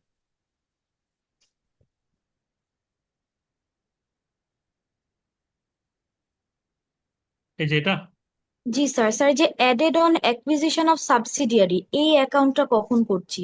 আর মাঝে মাঝে ব্যালেন্স ব্রট ফরওয়ার্ডে আমরা এনসিআইটা ক্যালকুলেট করে দেই, এটাও এরকম ম্যাথ ছিল স্যার, এই বিষয়টাই একটু ক্লিয়ার করে দিলে ভালো হতো। না, added on acquisition of subsidiary, তাহলে আপনার এই যে এখানে কোন কোন আইটেম আসবে দেখেন। আমাদের আসবে হচ্ছে কি আমার অর্ডিনারি শেয়ার ক্যাপিটাল, আমার হচ্ছে গিয়ে এই আদার যদি কোনো রিজার্ভ থাকে সেই রিজার্ভ প্লাস হচ্ছে রিটেন আর্নিংস, তাহলে আমার টোটালটা চলে আসলো। তার সাথে আমরা যোগ করবো কি নন কন্ট্রোলিং ইন্টারেস্ট। তাহলে নন কন্ট্রোলিং ইন্টারেস্ট যোগ করে আমাদের টোটাল আমাদের এইটা প্লাস এটা, যেখানে এখানে 53,400 প্লাস 2700 হলো 56,000। তো এখানে জিরো চলে আসতেছে, এখানে 42,000, এখানে 42,000 চলে আসতেছে। তাহলে added on acquisition of subsidiary মানে হচ্ছে কি নন কন্ট্রোলিং ইন্টারেস্টে যেটা পার্ট থাকবে প্রিভিয়াস ইয়ারের, সেটা কি করবেন আপনি নিয়ে আসবেন। স্যার এটা ব্যালেন্স ব্রট ফরওয়ার্ডে কেন আসলো না? হ্যাঁ ব্যালেন্স ব্রট ফরওয়ার্ডে কেন আসলো না? হ্যাঁ হ্যাঁ, অ্যাডেড অন। ব্যালেন্স ফ্রড ওখান থেকেও আনতে পারেন। স্যার এটাই আমার কনফিউশনটা ছিল, আমরা মাঝে মাঝে প্রথমেই করছি, যেরকম রিটেন আর্নিং এ যেটুকুন গেল বাকিটুকু তো এনসিআই এ দিয়েই দিতে পারি, তো প্রথমেই কেন করলাম না আর কি স্যার, তাহলে আচ্ছা, ফার্স্ট 42,000 কলামেও করতে টা আমি একটু ব্যালেন্সটা দেখে দেখে আপনাকে কনফার্ম করি। ব্যালেন্সটা কি কোথাও দেয়া আছে 42,000? স্যার স্যার এটা এটা ক্যালকুলেট করতে হয়। স্যার হুম, এটা বছরের মাঝখানে অ্যাকুইজিশন করছে, এই জন্য কি ওই অ্যাডেড অন অ্যাকুইজিশন এটা পরে ওই দেওয়া জন্য একটু হয়েছে? দেখতে চাচ্ছিলাম মানে 42,000 টাকাটা আসলে কোথায় বলা আছে। স্যার এটা ফেয়ার ভ্যালু তো দেওয়া ছিল আর কি, নন কন্ট্রোলিং রিকোয়ারমেন্টস ইন্টারেস্ট। এর আগে লাস্ট লাইন না ঠিক আছে ফেয়ার ভ্যালুতে, বাট আছে, 42,000 রিকোয়ারমেন্টস এর অ্যামাউন্টটা কোথায়? আগে লাস্ট লাইনে বলা আছে 42,000। আচ্ছা, তো Ethos PLC measuring non-controlling interest fair value, the fair value of non-controlling interest at the date of acquisition was 42,000। আচ্ছা, তো এটা অ্যাকোয়ার করেছে কতদিন আগে? এখন হচ্ছে কি মার্চ 2009, আর ডেটটা বলা নাই তাই তো? ডেটটা বলা নেই, আচ্ছা। তো এক্ষেত্রে আপনারা হচ্ছে কি যে ব্রড ফরওয়ার্ডে দিয়ে দেন, কোনো সমস্যা নেই, আলাদা করে এখানে লাইন দেওয়ার দরকার নেই। ঠিক আছে, আপনারা এই যে শুরুতে যে ব্যালেন্স ব্রড ফরওয়ার্ড এখানে দিয়ে দিতে পারেন। Sir thank you. হ্যাঁ ফাবিহা বলেন। স্যার আমার একটু কনসালটেশন শিডিউল আছে না, ওইখানে একটু প্রবলেম হচ্ছে স্যার, কোন জিনিসগুলো অ্যাডজাস্টমেন্টে আসবে আর কোন জিনিসগুলো জাস্ট পার্সোনাল ওগুলাতে আসবে, মানে পার্সোনাল প্যারেন্টস বা সাবসিডিয়ারিতে আসবে। এটা একটা কঠিন কোশ্চেন করেন এতদিন পরে, বলেন এখান থেকে কোথায় প্রবলেম। হ্যাঁ স্যার, এই ম্যাথসটার মধ্যে যেমন অনেকগুলো আছে, মানে কোনগুলো অ্যাডজাস্টমেন্টে আসে আর কোনগুলো প্যারেন্টস আর সাবসিডিয়ারির পার্সোনাল ঘরে আসে স্যার, এটা এই ম্যাথসটা আমি বের করে রাখছি, আমার এটাতেই প্রবলেম আর কি। ইন্টারগ্রুপ ব্যালেন্স যেটা আছে, ইন্টারগ্রুপ ব্যালেন্স, ঠিক আছে, তো সেগুলো হচ্ছে কি কি আপনার এখানে অ্যাডজাস্টমেন্টের মধ্যে চলে আসবে, ইন্টারগ্রুপ ব্যালেন্স যতগুলো অ্যাডজাস্টমেন্ট হবে। Okay sir. Sir chapter 12 self test 3 তে একটু দেখা যাবে স্যার?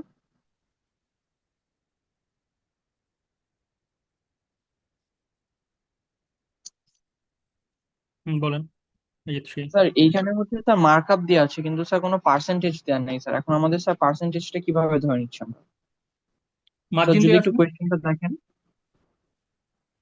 কোনটা দিয়ে আছে, মার্জিন দিয়ে আছে না মার্কআপ? স্যার মার্কআপ দেওয়া আছে কত number? 3 sir, number. Self test 3 sir, হ্যাঁ।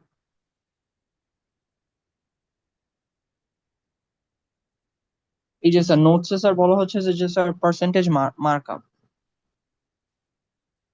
আচ্ছা আচ্ছা, মানে পার্সেন্টেজটা বলেনি ভুলে। না স্যার।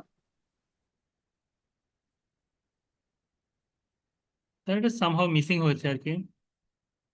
স্যার আমি একটা ফর্মুলা দেখেছিলাম স্যার, এখানে গ্রস প্রফিট আর কস্ট অফ সেলস দেওয়া আছে না, markup percentage sir gross profit divided by cost of sales করলে বের হয়ে যাচ্ছে। হ্যাঁ বের হচ্ছে, বের করতে তো পারা যাবে, হ্যাঁ, কিন্তু ওইটা পরে স্যার সামহাও সে ইউজ দেয়নি করে ডাটাটা।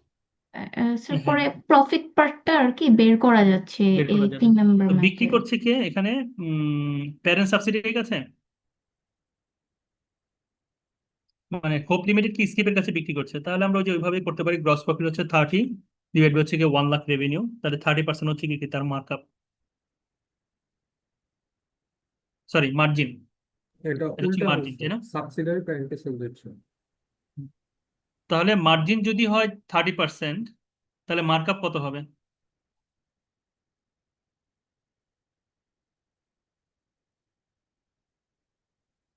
মার্জিন যদি 30% হয়, মার্কআপ কত পার্সেন্ট? এই যে revenue by cost of sales.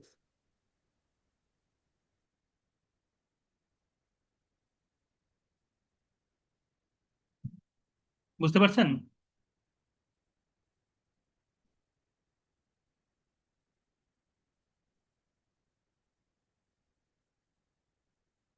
কোশ্চেনটা কে করেছিলেন, বুঝতে পেরেছেন কিনা? জি স্যার। ঠিক আছে।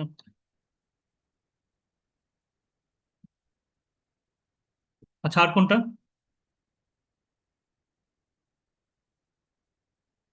স্যার চ্যাপ্টার স্যার 11-এ স্যার একটা প্রবলেম ছিল। তাহলে চ্যাপ্টার 12 ওকে সবার? স্যার চ্যাপ্টার 12-এ একটা প্রবলেম ছিল, যেটা মানে কি বইয়ের প্রবলেম না, এমনি নর্মাল একটা প্রবলেম। আপনি আর একটু লাউডলি পড়েন, আপনার কথা আমি একদমই শুনতে পাচ্ছি না। Sorry sir.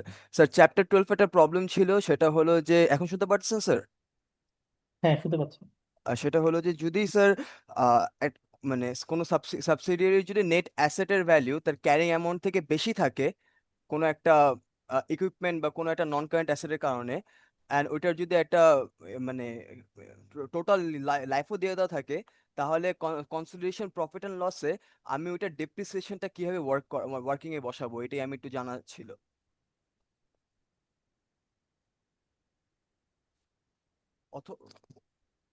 অথবা আপলিফটটা।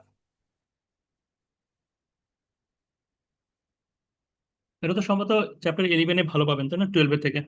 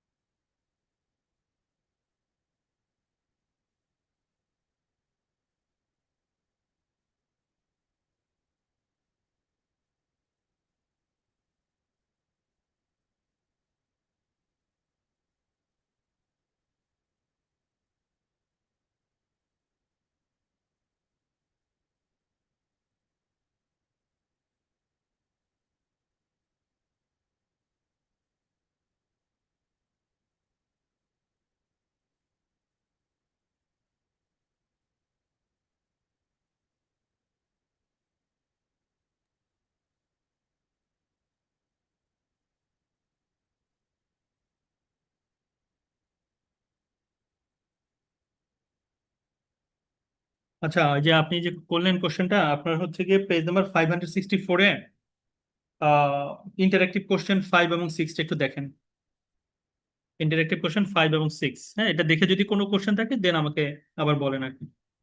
আপনি সলিউশনটা একটু দেখেন, এটা কোশ্চেনটা পরে সলিউশনটা দেখেন। ইন্টারেক্টিভ কোশ্চেন 5 এবং 6, চ্যাপ্টার 11। আচ্ছা, আরেকজন বলেছিলেন চ্যাপ্টার 11-এ কোনটা problem? Sir self test 4 sir. Page নাম্বারটা বলেন। স্যার পেজ নাম্বার হচ্ছে 572।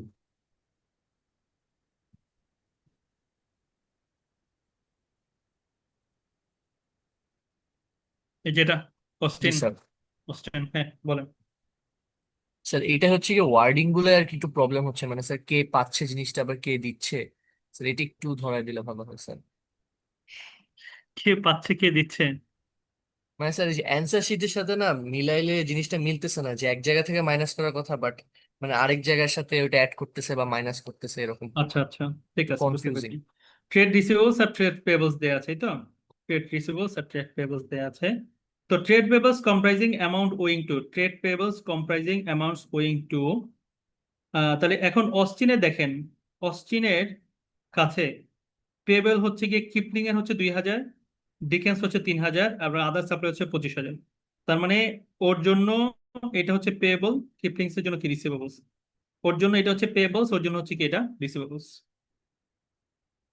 আচ্ছা, এরপরে আসেন হচ্ছে গিয়ে কিপলিং। ওর কিন্তু কোনো টাকা মানে এদের কাছে নাই, অস্ট্রেনের কাছেও নাই, ডিকেন্সের কাছেও নাই, ওর কাছে আদার সাপ্লাইয়ের কাছে পেয়েবল আছে। আচ্ছা, ডিকেন্সের পেয়েবলস আছে টোটাল 20,000, তার মধ্যে 16,000 হচ্ছে আদার্স। আর এই 4,000 টাকা মানে কে পাবে? 4,000 টাকা হচ্ছে অস্টেন পাবে। তাহলে ইন্টারগ্রুপ ব্যালেন্স কত এখানে? স্যার এগুলো যোগ হবে 4 আর 2। হবে বাদ বাদ যাবে, যেটাই বলেন না কেন, মানে হচ্ছে কি এখানে আমার ইন্টারগ্রুপ হচ্ছে কি ওর কাছে সেটা পেয়েবল, ওর জন্য এটা কি রিসিভেবলস। তাহলে এই রিসিভেবলের সাথে এই পেয়েবলের কি হবে? অ্যাডজাস্টমেন্ট হবে 4,000। 4,000 তো কিপলিং পাচ্ছে না হ্যাঁ, স্যার, 4,000 তো কিপলিং পাচ্ছে না। 4,000 এটা কার বইতে হচ্ছে কি পেয়েবলস নামে দেয়া আছে?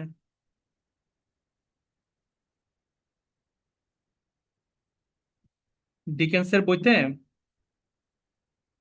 এই 4,000 টাকা কার কাছে দেয়া আছে?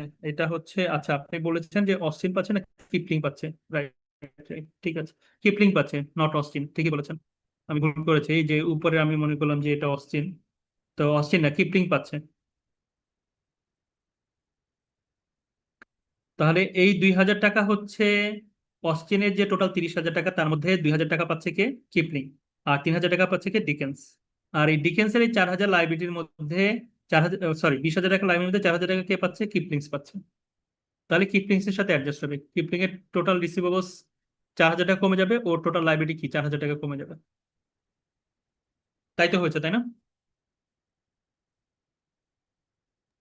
স্যার এখানে অ্যাডজাস্টমেন্ট টুতে যে বলছে ক্যাশ ইন ট্রানজিট, স্যার এটা হচ্ছে অস্টিন থেকে মাইনাস করতে হবে না? কোনটা?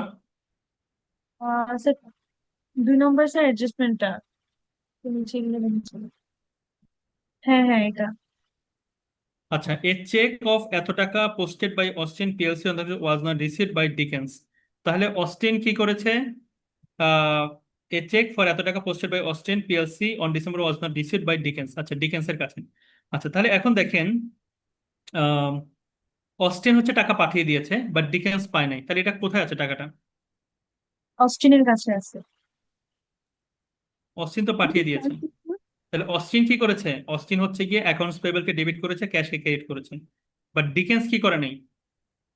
এটাকে ক্যাশ ডেবিট করে নাই, অ্যাকাউন্ট রিসিভেবলকে ক্রেডিট করে নাই। তাহলে ডিকেন্সের বইতে এখন কি 2,000 টাকা মানে গন্ডগোল হচ্ছে না এখানে একটা? Yes sir. বোঝার চেষ্টা করেন যে আমি আমার টাকাটা এই ডিকেন্সের কাছে আমার যে লাইবিলিটি ছিল, ঠিক আছে, সেখান থেকে আমি কি করলাম, 2,000 টাকা আমি দিয়ে দিলাম। তাহলে আমি লাইবিলিটি, আমি জার্নালিটি কি দিলাম যে ডিকেন্স অ্যাকাউন্ট ডেবিট আর ক্যাশ অ্যাকাউন্ট ক্রেডিট। কিন্তু ডিকেন্স টাকাটা পায়নি, তাহলে সে কি করে নাই? এন্ট্রি দেয় নাই। তাহলে আমার বইতে আর তার বইতে কি আছে? একটা মিসম্যাচ আছে। তাহলে এখন কি করতে হবে এটাকে? তাহলে আমরা লিখবো ক্যাশ ইন অ্যাকাউন্ট ডেবিট, আর ক্রেডিট কি হবে? Account receivable Dickens. হ্যাঁ, অ্যাকাউন্ট রিসিভেবলস ডিকেন্স না, ডিকেন্সের বইতে তো তাহলে হচ্ছে কি অ্যাকাউন্ট রিসিভেবল অস্টিন, ক্রেডিট হবে। ঠিক আছে, কারণ টাকাটা কার কাছ থেকে পেয়েছে? অস্টিনের কাছ থেকে পেয়েছে। তাহলে অ্যাকাউন্ট রিসিভেবল অস্টিন হচ্ছে গিয়ে ক্রেডিট হবে। তাহলে এখন দুজনের মধ্যে ইন্টারগ্রুপ ব্যালেন্স কত থাকলো আর? 1,000। আবার একটু ভালো করে বোঝার চেষ্টা করেন যে এখানে যে 3,000 টাকা দেওয়া আছে, আচ্ছা আমি সলিউশনটাই দেখাই আপনাদেরকে। এটা একটু নোট নেন, এটা একটু নোট নেন সবাই, যে 2,000 3,000, আচ্ছা দরকার নেই, 2,000 3,000 আর হচ্ছে গিয়ে 4,000। ঠিক আছে, আমি সলিউশনটা দেখাই। আর এখানে আমরা বললাম 2,000 টাকার হচ্ছে কি একটা আসলো, ক্যাশ ইন ট্রানজিট। প্রবলেম আসলো। ক্যাশ ইন ট্রানজিট, হ্যাঁ রাইট। তাহলে এখন আমরা যদি সলিউশনে দেখি, এই যে সলিউশনটাতে আমরা হচ্ছে গিয়ে 4 নাম্বারই তো ছিল স্যার না? 587 sir, sir 587 self test. 587 sir self test. ও সেলফ টেস্ট কত যেন ভুলে গেলাম। 587 পেজ 4। আচ্ছা, 4 হ্যাঁ। তো এখানে দেখেন, এখানে আমাদের হচ্ছে ওরা কি জানানি দিয়েছে কিনা? উম,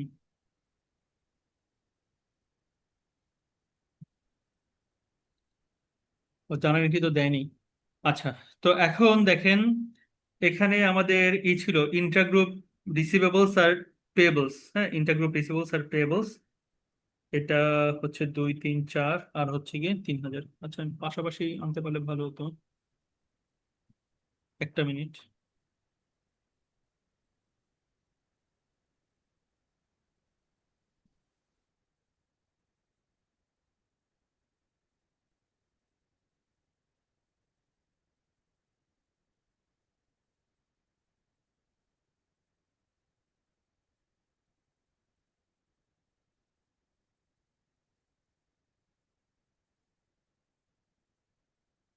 মেইন অঙ্কটার পেজ নাম্বারটা কত ছিল? 572। 572।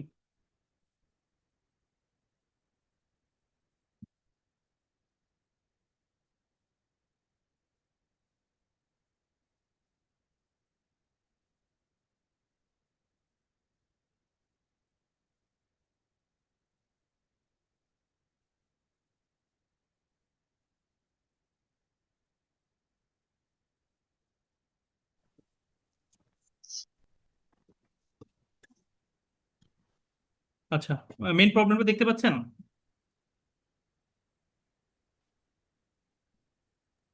ইয়েস মেইন স্যার, দেখা প্রবলেমটা দেখতে যাচ্ছে। পাচ্ছেন? আচ্ছা, এখন কি সলিউশনটা দেখতে পাচ্ছেন? পেন কোথায়? ইয়েস স্যার, দেখা যাচ্ছে স্যার। ওকে, ফাইন। পেন কই? এগুলা আচ্ছা, তো এখন দেখেন এখানে আমাদের ইন্টারগ্রুপ ব্যালেন্স কত টাকা দেওয়া আছে। ইন্টারগ্রুপ ব্যালেন্স রিসিভেবলস এবং পেয়েবলস এর মধ্যে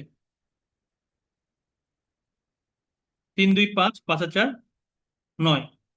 9,000 টাকা হচ্ছে কি ইন্টারগ্রুপ ব্যালেন্সেস। Right sir. ঠিক আছে। আচ্ছা, এখন আপনি বলতে পারেন যে এই যে ডিকেন্স যে অস্টিন যে টাকাটা পাঠিয়েছে, পাঠানোর কারণে এই যে 2,000 টাকা, এটা কি হলো? তো এখন দেখেন ও যখন টাকাটা ওকে পাঠিয়ে দিয়েছে তখন কিন্তু জার্নালি লিখিয়ে দিয়েছে অ্যাকাউন্টস পেয়েবল ডেবিট আর হচ্ছে ক্যাশ ক্রেডিট, বা হ্যাঁ ক্যাশ অ্যাকাউন্ট ক্রেডিট ওর বইতে। তাহলে এখানে কিন্তু ওই ব্যালেন্সটা অলরেডি অ্যাডজাস্টেড। তাহলে অ্যাকাউন্টস পেয়েবল অ্যাকচুয়াল কত যা আছে তাই, 3, 2, 5 আর 4, 9। তাহলে ইন্টারগ্রুপ ব্যালেন্স হচ্ছে গিয়ে 9। তাহলে এখন দেখেন সলিউশন আমরা ইন্টারগ্রুপ ব্যালেন্স কত পেলাম? 9,000 টাকা। ঠিক আছে, 9,000 টাকা হচ্ছে ইন্টারগ্রুপ ব্যালেন্স। আচ্ছা, তো এখন ইন্টারগ্রুপ ব্যালেন্স যদি 9,000 টাকা হয়, আমার এখানে লিমিট হচ্ছে 3,000। আচ্ছা।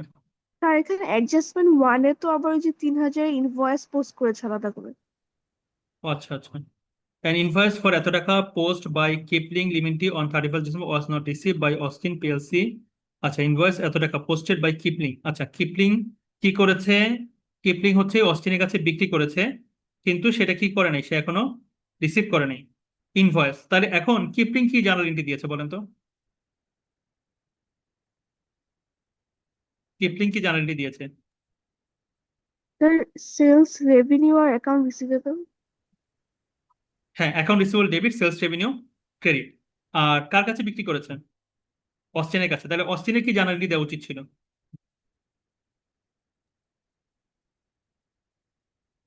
Purchase debit, accounts payable credit. ঠিক আছে, তাহলে এখন দেখেন এই যে নতুন করে আরো 3,000 টাকা কি আসলো, যোগ হলো। তাহলে 9,000 আর 3,000 হচ্ছে 12,000 টাকা টোটাল আমার ইন্টারগ্রুপ ব্যালেন্সেস। ঠিক আছে, ইন্টারগ্রুপ ব্যালেন্সেস। আচ্ছা, তাহলে এখন দেখেন ওর ট্রেড রিসিভেবলস হচ্ছে 50,000, ওর ট্রেড রিসিভেবলস হচ্ছে 30,000, ওর হচ্ছে গিয়ে 40,000। তাহলে 50, 30, 40। ঠিক আছে, 40,000 আমি লিখলাম রিসিভেবলস, ইন্টারগ্রুপ ব্যালেন্সেস রিসিভেবলস। তো রিসিভেবলস লেখার পরে আমার এখান থেকে এই যে এই টাকাটা, এটা হচ্ছে গিয়ে কি আমার ক্যাশ ইন ট্রানজিটে আছে।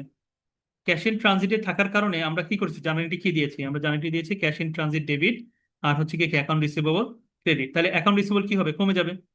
ডিকেন্সের বই থেকে অ্যাকাউন্ট রিসিভেবল কমে যাবে। তাহলে ডিকেন্সের কাছে অ্যাকাউন্ট রিসিভেবল কমে যাওয়ার কারণে 40,000 মাইনাস 2,000 টোটাল কত থাকবে? 38,000 টাকা। তাহলে আমাদের অ্যাকাউন্ট রিসিভেবল ব্যালেন্স কত? 1,18,000 টাকা। এটা বুঝতে পেরেছেন কিনা? 2,000 টাকা কেন মাইনাস? যদি জি বুঝে স্যার। না থাকেন জার্নালিটা লিখে নেন। জার্নালিটা লিখে নেন, এই যে 1 নম্বরে জার্নালিটি লেখেন, 1 নম্বরে যারা মিস করেছেন। কিপলিং কি জার্নালিটি দিবে? কিপলিং জার্নালিটি দিবে হচ্ছে account receivable debit, sales revenue credit. Account receivable debit, sales revenue credit. তো এটা সে দিয়েছে কিনা দেখেন, 31st ডিসেম্বরে সে জার্নাল এন্ট্রিটা দিয়েছে। তাহলে দিলে কি এই টাকার মধ্যে আছে না? কিপলিং এর বইতে এটা রেকর্ড করা আছে না? স্যার আছে। কিন্তু অস্টিন কি এটা রেকর্ড করেছে? অস্টিন তো রিসিভ করে না। নাই, তাহলে কি ও রেকর্ডও করেনি।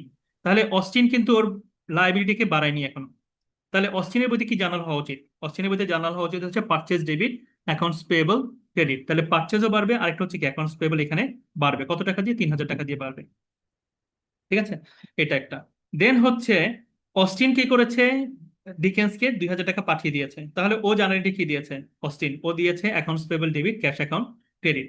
তাহলে অ্যাকাউন্টস পেয়েবল কমে গেল 2,000 টাকা দিয়ে। ঠিক আছে, তো এটা কিন্তু অলরেডি অ্যাডজাস্টেড, কারণ সে 30 তারিখ এন্ট্রিটা দিয়েছে, তার মানে এখানে যে ভ্যালুটা আছে এটা কিন্তু 2,000 টাকা অ্যাডজাস্টমেন্ট করার পরে। কিন্তু ডিকেন্স এই টাকাটা পায়নি, না পাওয়ার কারণে সে তো এটাকে কমায় নাই, এখন রিসিভেবলকে কমায় নাই, তাহলে তার বইতে কি জানানো দেওয়া উচিত ছিল?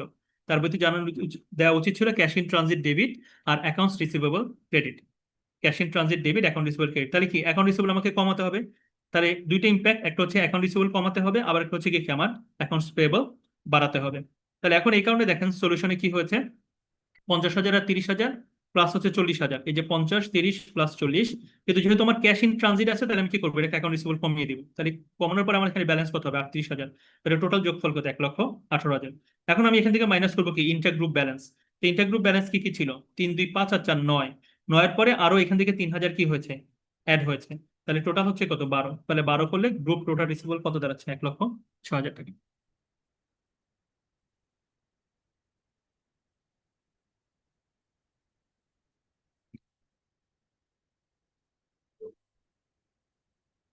ঠিক আছে, আর কোনটা? জি জি স্যার। স্যার ফাইন্যান্সিয়াল ইনস্ট্রুমেন্ট নিয়ে আমরা কিভাবে পড়বো এটা একটু বলে দিলে ভালো হয়। ফাইন্যান্সিয়াল ইনস্ট্রুমেন্টসটা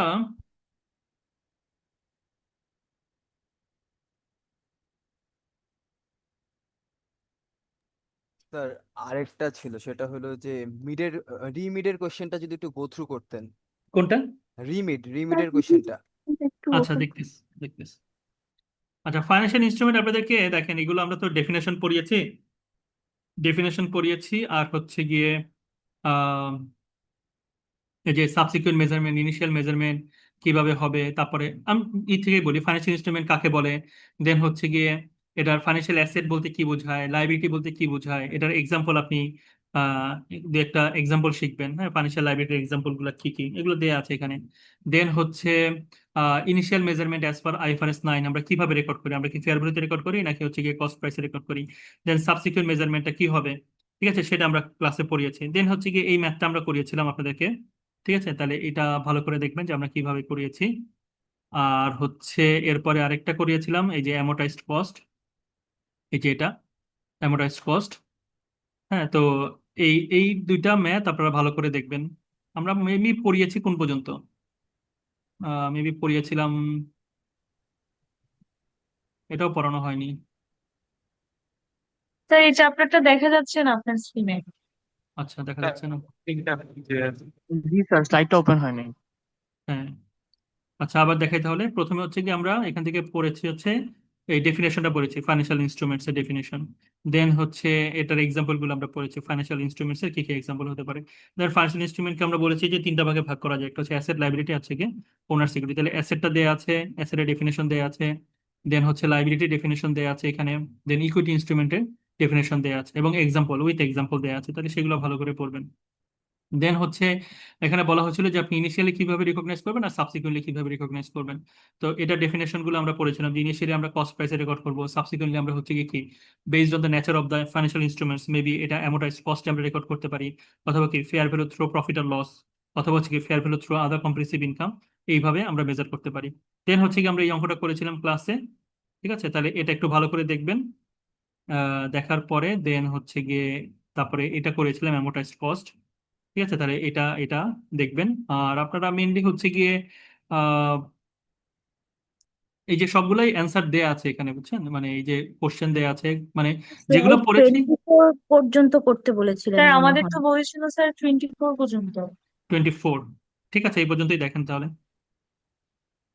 ঠিক আছে, 24 পর্যন্ত দেখেন। আর তারপরও এইটা একটু দেখে রাখেন, এই যে এক্সাম্পলটা, এই এক্সাম্পলটা প্লাস হচ্ছে কি এটার কিন্তু কোশ্চেনটা আবার দেয়া আছে, কোশ্চেনের সলিউশনও দেয়া আছে। তো এটা আপনারা করেছেন ওই যে লিজ অ্যাকাউন্টিং যখন করেছেন ওইটার মতো করেই। ঠিক আছে, আমরা লিজ করেছি, তারপর হচ্ছে কি আমরা ওই যে বন্ড করেছি, তো ওইটার মতো করে এখানে সলিউশন গুলো দেয়া আছে, একই রকম, মানে আলাদা কিছু না। স্যার ম্যাথ কোনগুলো দেখবো স্যার? এই যে 30 পর্যন্ত যা আছে এগুলোই দেখেন, 30 স্লাইড পর্যন্ত।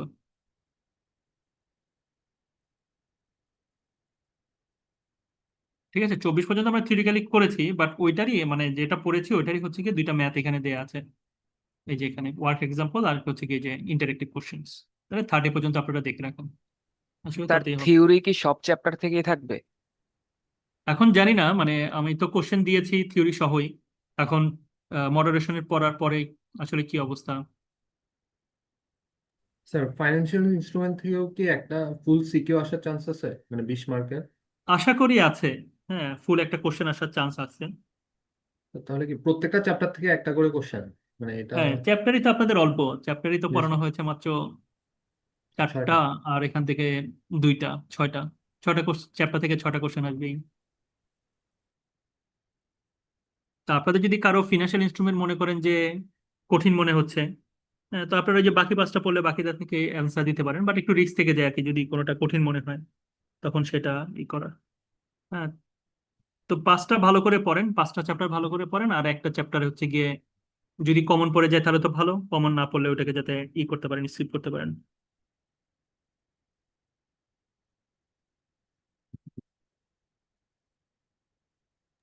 স্যার আরেকটা কোশ্চেন হচ্ছে, চ্যাপ্টার 13-এ জয়েন্ট ভেঞ্চার কি আমরা একদমই বাদ দিব? জয়েন্ট ভেঞ্চার আলাদা করে যেহেতু পড়ে নেই, ওটার দরকার নেই। স্যার হ্যাঁ, আপনি কিন্তু যে জয়েন্ট ভেঞ্চার আসলে আমি দেখলাম যে সলিউশনে আসলে তেমন কোনো ইম্প্যাক্ট নাই। ঠিক আছে, আপনি নর্মাল যে এই জয়েন্ট ভেঞ্চারে একই রকম।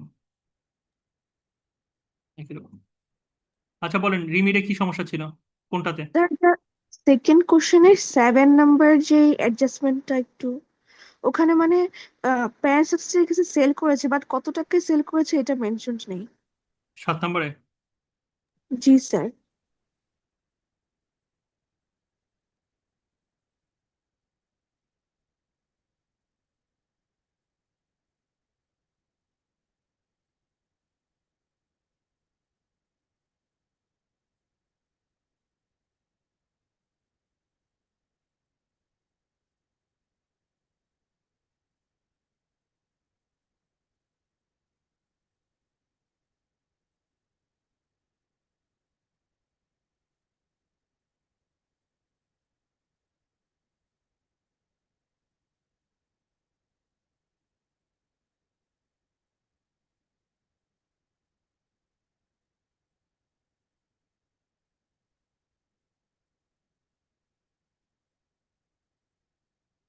আচ্ছা, তো এখানে তো ডাটাটা যেহেতু দেয়া নাই আপনার, equipment to be limited during the year, আপনারা কিভাবে করেছেন? স্যার আমি 10,000 টাকাই মানে এটাই কস্ট আর এটাই সেল প্রাইস ধরে হ্যাঁ করেছি। হ্যাঁ হ্যাঁ, ওইটাই, যেহেতু এখানে কোনো ধরনের আলাদা করে দেয়া নাই, তাহলে হচ্ছে কি আমরা কস্ট প্রাইসে ধরে নিচ্ছি যে কস্ট প্রাইসে আমরা করছি, সেল করেছি আর কি। তাহলে এখানে কোনো গেইনের ইস্যু নাই, এবং এটার কোনো আসলে কোনো ইম্প্যাক্টও নাই, যেহেতু স্যার গেইন হওয়ার কথা না, কারণ 3 ইয়ার্স ইউজ করেছে, তাহলে তো ডেপ্রিসিয়েশন হবে। আফটার 3 ইয়ার্স ইউজ বিক্রি করেছে না? ও আচ্ছা আচ্ছা, আফটার ইউজিং 3 ইয়ার্স দা, হ্যাঁ ঠিক আছে। তাহলে 5 বছর যদি হয় তাহলে 3 বছর বিক্রি করলে 6,000 টাকা, তাহলে বুক ভ্যালু ছিল 4,000 টাকা। 4,000 টাকার অ্যাসেটটা আপনি বিক্রি করেছেন 10,000 টাকা দিয়ে। হুম, তাহলে হচ্ছে কি আপনার গেইন আছে। স্যার যে কস্টটা দিছে এটা তো ডাব্লিউর বুকে ওই যে ইনিশিয়াল কস্টটাই তো দিছে না এখানে? কোনো তো বুঝি বলে নাই। নাই যে, মানে যে কস্টটা দিছে এটা তো ইনিশিয়াল কস্টই 10,000 টাকা, হুম মানে হুম। ডেপ্রিসিয়েশনের আগে পড়ে না। এখন এই দামে যে সেল করছে এটাও তো মানে বলা নাই। না সেটাই, এখানে এই দামে সেল করছে বলে না, এই জন্য আমরা কি অ্যাজিউম করে নিচ্ছি যে এটা হচ্ছে কি 10,000 টাকা দিয়ে কি করেছেন, সেল করেছেন। ঠিক আছে, তাহলে সেক্ষেত্রে আমাদের ফার্স্ট ইয়ারে আমাদের গেইন হচ্ছে গিয়ে 6,000 টাকা। আর ডেপ্রিসিয়েশনের ক্ষেত্রে ইম্প্যাক্ট যেটা, সেটা হচ্ছে গিয়ে আগে ডেপ্রিসিয়েশন চার্জ করতো 2,000 টাকা, এখন করবে কত, 5,000 টাকা। তাহলে ডেপ্রিসিয়েশনের ক্ষেত্রে আমাদের ইম্প্যাক্ট হচ্ছে কত, 3,000 টাকা। তাহলে এক জায়গায় হচ্ছে 6,000 টাকার গেইন আর 3,000 টাকার কি ডেপ্রিসিয়েশন বেড়ে গেল। তাহলে আলটিমেটলি ইম্প্যাক্ট হচ্ছে কত, 3,000 টাকাই। 3,000 টাকা হচ্ছে ইম্প্যাক্ট।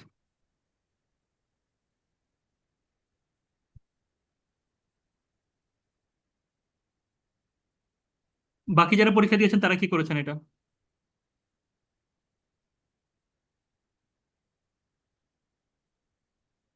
তো কখনো যদি মিসিং থাকে ডাটা এরকম, ঠিক আছে, তখন হচ্ছে কি আপনি একটা অ্যাজাম্পশন ধরে এটাই করে নেবেন, যে সব থেকে এখানে সহজ অ্যাজাম্পশনটা কি ছিল, যে 10,000 টাকা দিয়ে কি করেছেন, আপনি করেছেন, সেল করেছেন, তাহলে একটা নোট দিয়ে দিবেন যে assume the selling price of the equipment was টাকা 10,000, শেষ। তাহলে আপনার জন্য আর কোনো ইস্যু নাই এখানে, স্যার যেহেতু আরেকটা ইনফরমেশন প্রবলেম আছে। গ্যাপ ছিল। হুম, বলেন। স্যার যে 5 নম্বরে বলা হয়েছে NIC is measured using full method, তো আপনি বলছেন হুম যে এটা ফেয়ার ভ্যালু হবে, বাট এনসিআর এর কোনো ফেয়ার ভ্যালু দেওয়া নেই। আচ্ছা, তা এখন দেয়া যদি না থাকে তখন কি করবেন? প্রপোর্শনেট করে দেবো না? হ্যাঁ, যেটা আছে, যে ডাটা আছে ওটা দিয়ে করবেন আপনি। টোটালটা ধরবো। ঠিক আছে, তো ওইটা ইউজ করে, বাট আপনার কাছে ডাটা নেই এই মুহূর্তে, কারণ সব ডাটা তো আসলে এখানে মানে পুট করলে তো অনেক বড় হয়ে যাবে, অনেক ইনফরমেশন। তো এখানে আপনি ওই যেহেতু বলা হয়েছে মেথড ফলো করে বা হচ্ছে গিয়ে এটা করে, বাট হচ্ছে আপনার কাছে ডাটা নেই, তাহলে আপনার কাছে যেটা অ্যাভেলেবেল ডাটা আছে ওইটা আপনি কি করবেন? ইউজ করবেন। জি স্যার, কিন্তু স্যার ফুল মেথড মানে হচ্ছে ফেয়ার ভ্যালু দিয়ে ক্যালকুলেট করা। Fair value method, right right.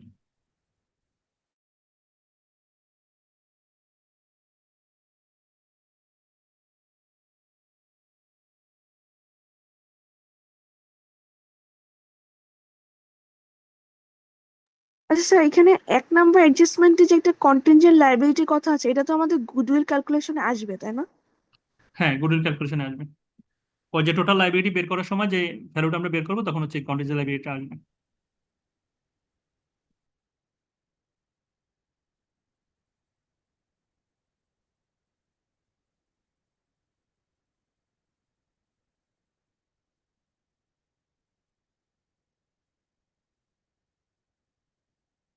আচ্ছা, আর এটা কি পেয়েছেন? ওই যে দুইটা বইয়েরই দিতে বলেছিলাম, বই, সরি, ওই যে ম্যাথ যেটা বলেছিলেন, রিফাত জি পাঠিয়েছেন না? জি স্যার, রিফাতকে দিয়ে পাঠিয়ে দিয়েছি। না না, কিন্তু ওইটা আহ, আচ্ছা, ন্যাশনাল ইউনিভার্সিটির ওই বইতে পেয়েছেন? এই হুবহু এরকম ছিল অঙ্কগুলো? জি, হুবহু ম্যাটটাও পাঠিয়েছি আমি রিফাতকে দিয়ে। আচ্ছা, নামও তো একই রকম, আলী হায়দারি তো দেখি। জি জি জি। আচ্ছা, তাহলে ওই যে কেউ একজন অঙ্কটা ডেভেলপ করেছে, এই জিনিসগুলাই হচ্ছে কি কি বারবার মানে সব জায়গায় ছড়াচ্ছে আর কি। ওদের অঙ্ক কয়টা আছে ওদের বইতে? অনেকগুলো স্যার, প্রায় মানে 50টার কাছাকাছি। এই ই নিয়ে, হ্যাঁ, ব্যাংক্রাপসি নিয়ে। ব্যাংক্রাপসি নিয়ে? জি স্যার। আচ্ছা আচ্ছা, ঠিক আছে, দেখি আপনার কাছ থেকে কালেক্ট করতে হবে বইটা। ওটা হচ্ছে এম এ কালাম না? জি স্যার, আমি বইটার পিডিএফ পাঠিয়ে দিয়েছি রিফাতকে দিয়ে আপনাকে। পিডিএফ পাঠিয়ে দিয়েছেন? জি জি, আমার কাছে ওই পিডিএফ তো, পিডিএফটা আমি পেয়েছি। পিডিএফ তো শুধু স্ক্রিনশট দিয়েছেন দুইটা। ও আচ্ছা, দাঁড়ান, আমি পাঠিয়ে দিচ্ছি ওকে দিয়ে, আমি ওকে বলছিলাম দেওয়ার জন্য, দিচ্ছি। আচ্ছা আচ্ছা, ঠিক আছে। আর স্যার বলেন, আর কি? ব্যাংক্রাপসির কোয়েশ্চেন 3 এর সলিউশনটা একটু দিয়ে। হ্যাঁ, কোনটা? ব্যাংক্রাপসি কোয়েশ্চেন 3 এর সলিউশন। হ্যাঁ, ও আচ্ছা আচ্ছা, ওটা করে দিব আর কি। হ্যাঁ, ঠিক আছে। এটা নাই রিফাত? কি স্যার? এটার সলিউশন নাই 3 নাম্বারটা? না স্যার, এটা পাই নাই স্যার। না স্যার, 3 নাম্বারটা সলিউশন এখানে নেই। আচ্ছা আচ্ছা,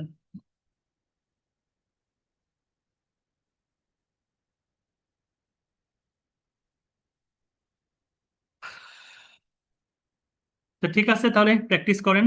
আর ওই যে যেটা বললাম, সেলফ টেস্ট গুলো ভালো করে করেন, তাহলে আশা করি মানে সবগুলোই পারবেন।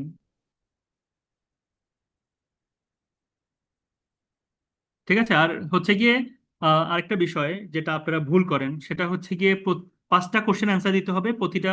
আপনি কয় মিনিট সময় পাচ্ছেন বলেন তো? প্রতিটা কোশ্চেন অ্যান্সার দেওয়ার জন্য আপনি কয় মিনিট সময় পাচ্ছেন একটু বলেন, কাউন্ট করে। 180 মিনিটকে 5 দিয়ে ভাগ করেন। 36। 36, ফাইন। এখন আপনাকে আমি ম্যাথও দিলাম, থিওরি দিলাম, আপনি ম্যাথের জন্য কত সময় রাখবেন? Sir 30 minute. 30 minutes, right. 30 minutes রাখবেন হচ্ছে ম্যাথের জন্য, একদম ঘড়ি দেখে। আর বাকি 6 মিনিটস হচ্ছে কি কি থিওরির জন্য রাখবেন। আচ্ছা, এখন হচ্ছে কি আপনি কি থিওরি আগে দিবেন না ম্যাথ আগে দিবেন? Math sir. ম্যাথ আগে দিবেন, ঠিক আছে, ম্যাথটা আগে দিবেন। 30 মিনিটস হচ্ছে আপনার টার্গেট। 30 মিনিটসের পরেও যদি 1-2 মিনিট বেশি হয়ে যায়, আপনি সময় নেন, সময় নিয়ে ম্যাথটাকে কমপ্লিট করেন, ঠিক আছে। কিন্তু থিওরি আবার টাচ করতে হবে, থিওরি আপনি ছেড়ে দিবেন তা না। আর থিওরির জন্য হচ্ছে নর্মালি কি হয়, থিওরিটা এ কোশ্চেন থাকে আর ম্যাথ হচ্ছে বি কোশ্চেন থাকে, মানে কোন একটা কোশ্চেন আন্ডার এ আর বি যদি দেই, তাহলে এখন এ আপনি আগে লিখলেন না, বি শুরু করলেন, কিন্তু এর জন্য আপনি তো একটা এস্টিমেশন আছে যে আমি এতটুকু জায়গার মধ্যে লিখবো, তাহলে আপনি ওই পেজটা ফাঁকা রাখেন।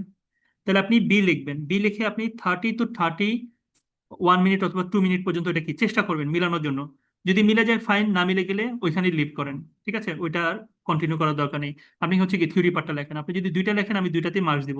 আপনি যদি একটা লেখেন আরেকটা বাদ দেন, থিওরিতে ধরেন হচ্ছে 3 মার্ক আছে বা 6 মার্ক আছে, ওই থিওরি কিন্তু পুরোটাই আপনার চলে যাচ্ছে। ঠিক আছে, তাহলে থিওরি টাচ করতে হবে নির্দিষ্ট সময়ের মধ্যে, প্লাস হচ্ছে কি ম্যাথটা যতটুকু পারবেন ততটুকু করবেন। আর কোনো কোনো ম্যাথ হচ্ছে কি দেখবেন যে আগে শেষ হয়ে গেছে, তখন হচ্ছে কি আপনি আবার ওইটা চেষ্টা করেন, আগেটা চেষ্টা করেন। কিন্তু একটা অঙ্ক শুরু করলেন বা একটা কোশ্চেন শুরু করলেন, 36 মিনিট হয়ে গেছে বা শেষ, ওটাকে আর টাচ করবেন না। যদি পরে সময় পান টাচ করবেন।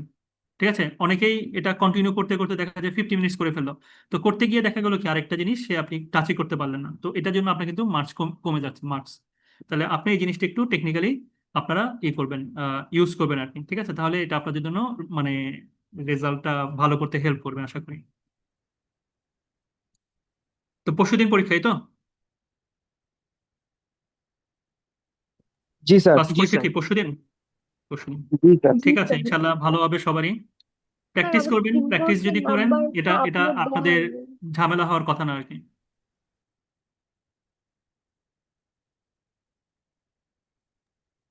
স্যার ম্যাথ কি বইয়ের মতনই নাকি একটু বেশি ইম্প্রোভাইজ করে দিয়েছেন? না না, বইয়ের মতো করে দিয়েছে এবার, ম্যাক্সিমামই বইয়ের মতোই। আচ্ছা, স্যার থ্যাংক ইউ। একটা সিটি মিস করেছিলাম, ওটার অ্যাসাইনমেন্ট কোনটা? দিবেন?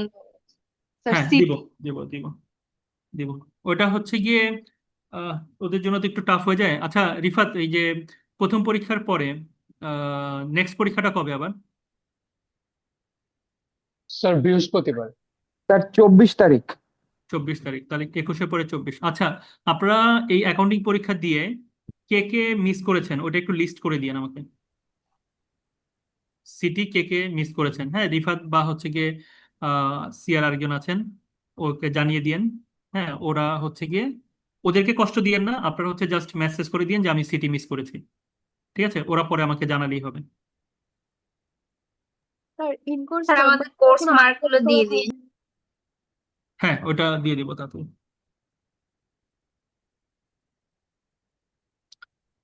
তো ঠিক আছে, থ্যাংক ইউ সবাইকে। So much sir. হ্যাঁ thank you thank sir, you sir, আসসালামু আলাইকুম আসসালামু স্যার। আলাইকুম। হ্যাঁ, ওয়ালাইকুম আসসালাম।